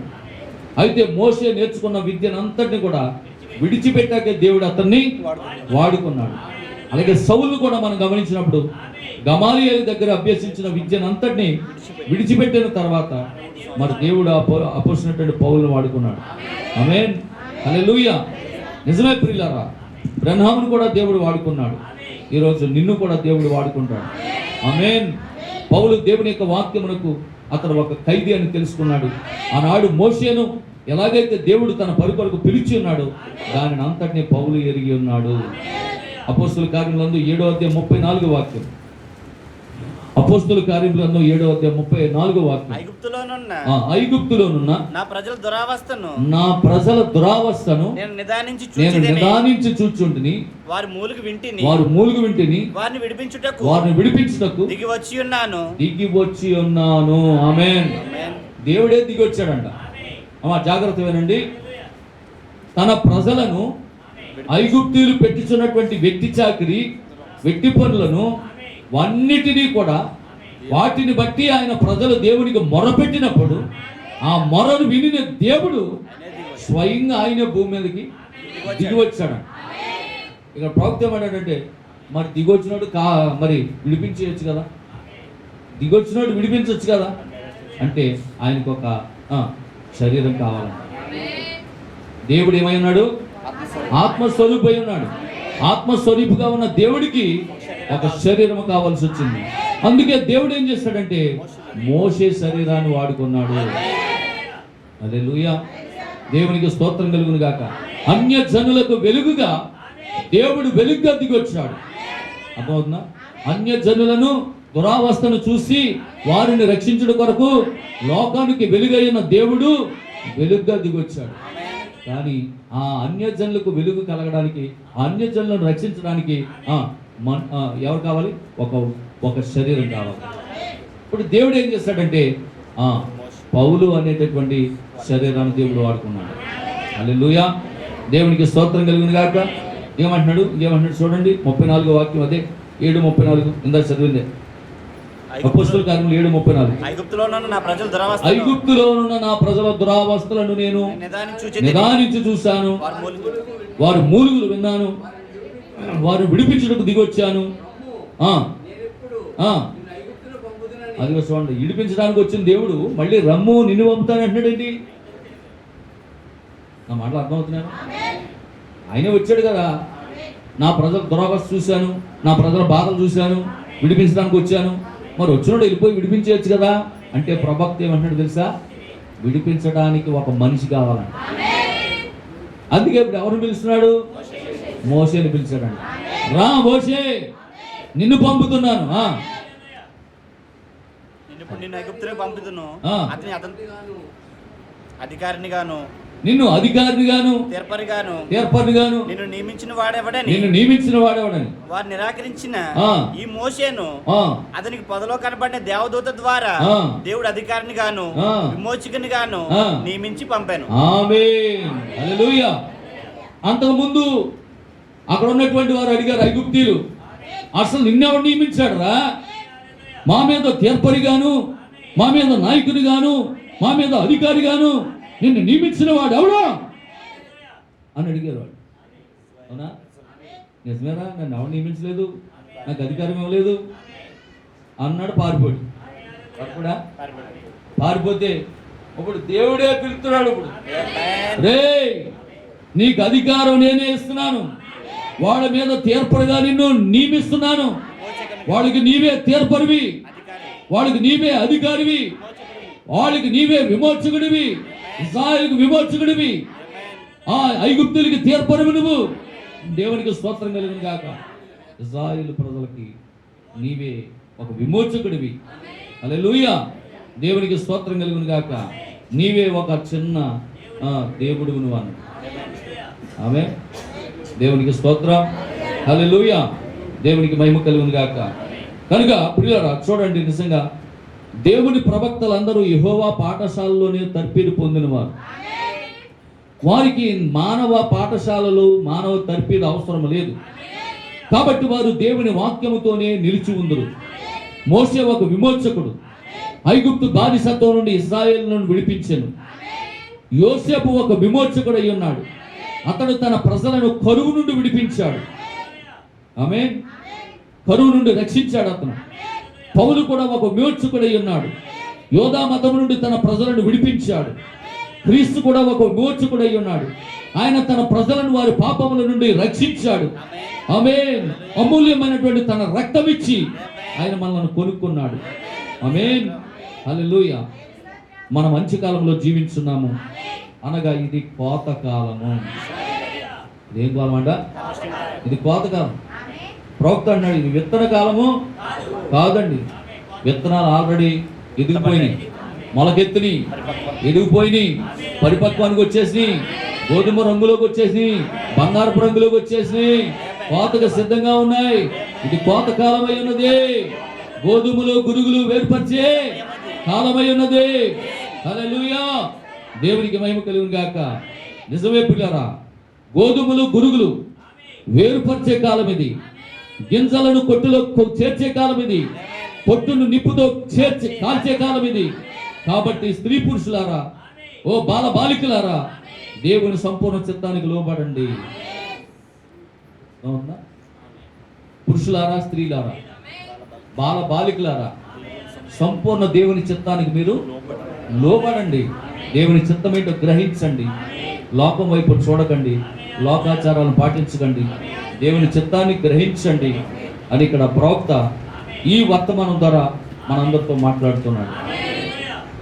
హల్లెలూయా. పౌలు క్రీస్తునకు ఒక ఖైదీ అనేటటువంటి వర్తమానం ద్వారా దేవుడితో ఈ మధ్యాహ్న కాల సమయంలో మనతో మాట్లాడుతున్నాడు. హల్లెలూయా.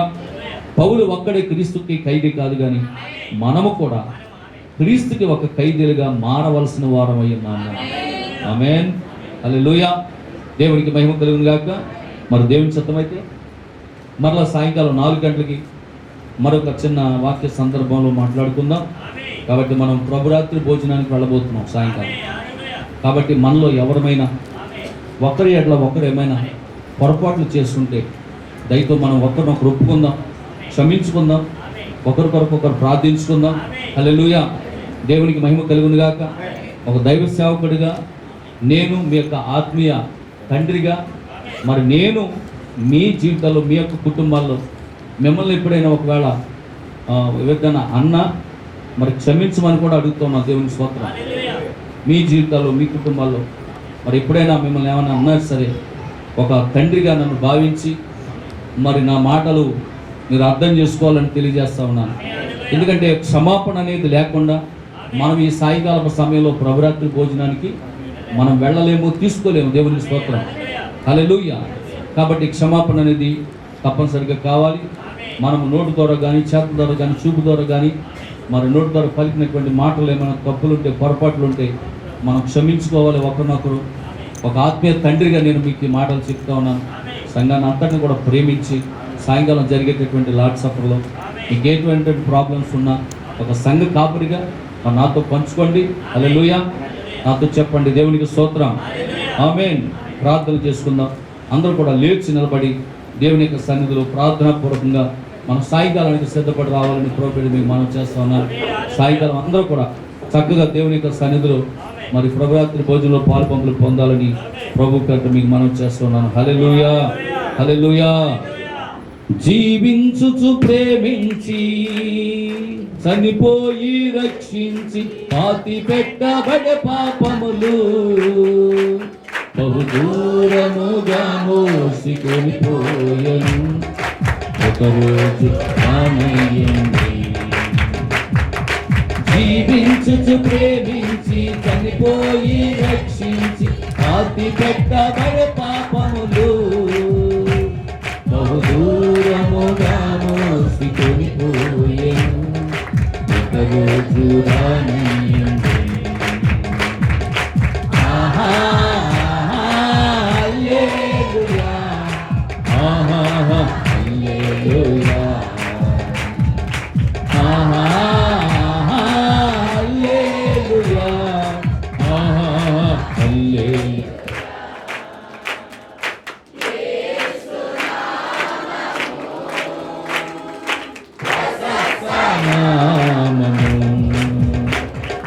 సుందర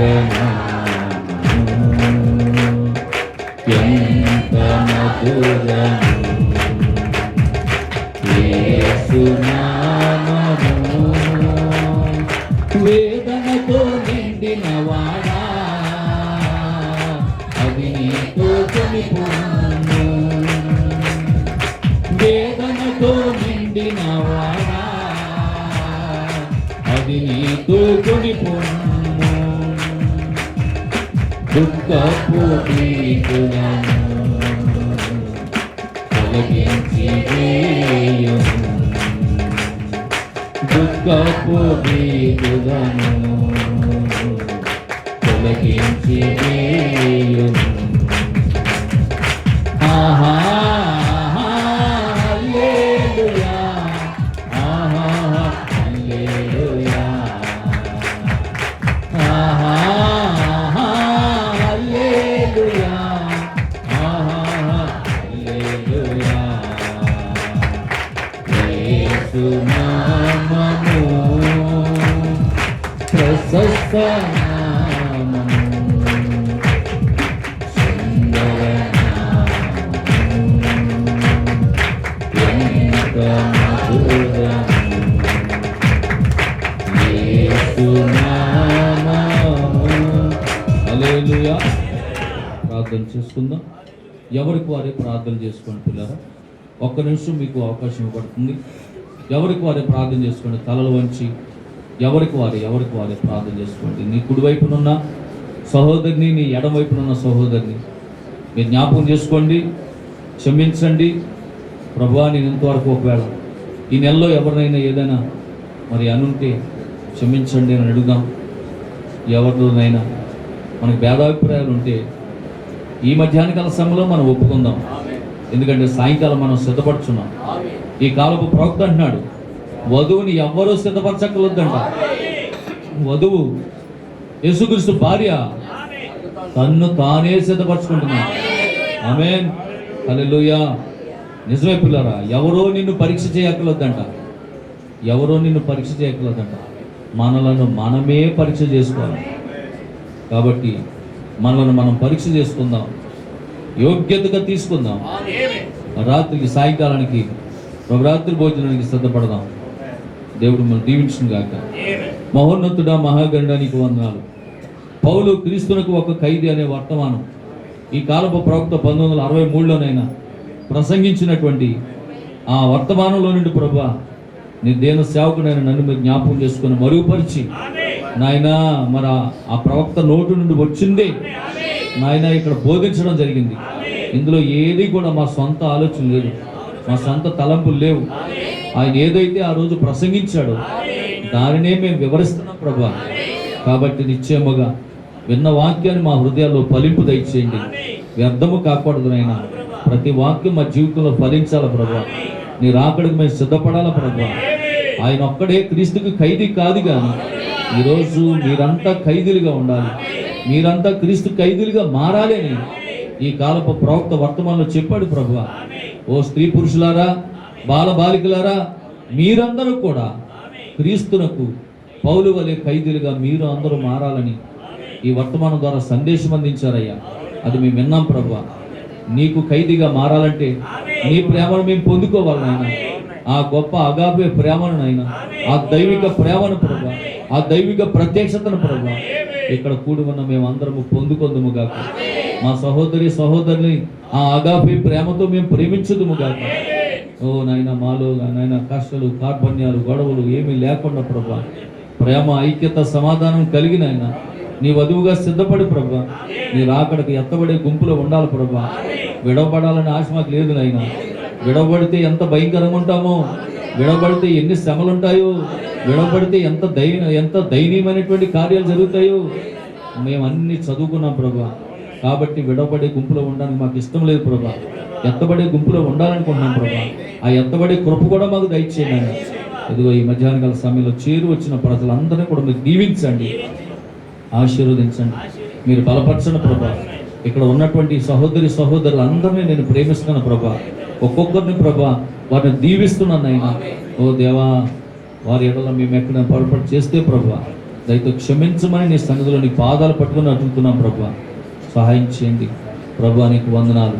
ఇక్కడ ఉన్న పురుషులందరూ మీరు దీవించండి నాయన, ఒక్కొక్కరిని ఆశీర్వదించండి ప్రభా. ఇదిగో నూతనంగా వచ్చినటువంటి సహోదరుడు వెంకటేశ్వర కూడా జ్ఞాపకం చేసుకోండి, తన భార్యను బిడ్డలను కూడా దీవించండి ప్రభా. నాయన, నీ బిడ్డలు ఎంతో విశ్వాసంతో ప్రతి వారమునైనా నీ మందిరానికి వస్తున్నారు ప్రభా. ఒక్కొక్కరిని పేరు పేరుని ఆశీర్వదించండి, మీరు బలపరచండి ఆయన. యవ్వన బిడ్డలు ఉన్నారు, దీవించండి. ఇక్కడ యవ్వన స్త్రీలు ఉన్నారు, దీవించండి. ఓ వృద్ధాప్యులు ఉన్నారు, వృద్ధ తల్లులు ఉన్నారు ప్రభా, స్త్రీలు ఉన్నారు నాయన. ఒక్కొక్కరిని ఆశీర్వదించండి, మీరు బలపరచండి ప్రభా. ఓ బలహీనతలో నుంచి లేవనెత్తండి. ఓ నాయన, నీ అద్భుతమైనటువంటి కృప దయచేయండి. మరి పాస్టర్ గారు ఉన్న బలహీనత కూడా విడుదల దయచేయండి, ముట్టి స్వస్థపరచండి, పరిపూర్ణ ఆరోగ్యం దయచేయండి. దేవానికి స్తోత్రాలు, వందనాలు, కృతజ్ఞతాస్తుతులు చెల్లిస్తున్నాం. పిచ్చెట్టి నాయనగా ప్రభా, మన నాయన జగ్గరయ్య గారికి ఆరోగ్యం కొరకు ప్రార్థిస్తున్నాం ప్రభా. ఆయన ఒంట్లో ఉన్నటువంటి బలహీనత నుంచి, హార్ట్ ప్రాబ్లం నుంచి, దగ్గు నుంచి చేస్తున్నామో విడుదల కలుగును గాక. సహాయం చేయండి ప్రభా. అలాగే పిచ్చెట్టి సుబ్బారెడ్డి గారి యొక్క కుమార్తె బొంతు ప్రశాంతి ఈరోజు ఏర్పాటు చేసిన ప్రేమను బట్టి నీకు ఉన్నాయి. ఇప్పుడు మనం దీవించండి. రాబోతున్నాను నాయన అత్యంత దీవెనతో నింపండి. వచ్చే వారంలో జరిగే కోటాలన్నీ కూడా దీవెనకరంగా ఆశీర్వాదకరంగా జరిగించండి. ఇదిగో నాయన, ఈ సాయంకాలం జరిగే లార్డ్ సప్పర్, రాత్రికి జరిగే నాయన ఆల్ నైట్ ప్రేయర్ అన్నీ కూడా దీవెనకరంగా ఆశీర్వాదకరంగా జరిగించి మీరే మహిమ ఘనత ప్రభావాలు మీరు పొందుకోమంటారు. నీ కృపగలిగిన హస్తాలకు అప్పగించుకుంటూ ప్రభువైన యేసుక్రీస్తు నామములో ప్రార్థించి స్తుతించి వేడుకొంచున్నాము తండ్రి, ఆమేన్. మన ప్రభువైన యేసుక్రీస్తు వారి యొక్క కృప, దీవెన, సన్నిధి, సహవాసం ఇక్కడ చేరిన మనకు సకల పరిశుద్ధులకు, మరి ముఖ్యంగా ఈ కోటలో పాలు పంపులు పొందిన మనందరికీ సదా దేవుడితో నడిపించి ఈ వారమంతా కాచి కాపాడును గాక. ఆమేన్, ఆమేన్. షాలోమ్. God bless you. మిమ్మల్ని అందరూ దీవిస్తున్నారు. అందరికీ వందనాలు. God bless you.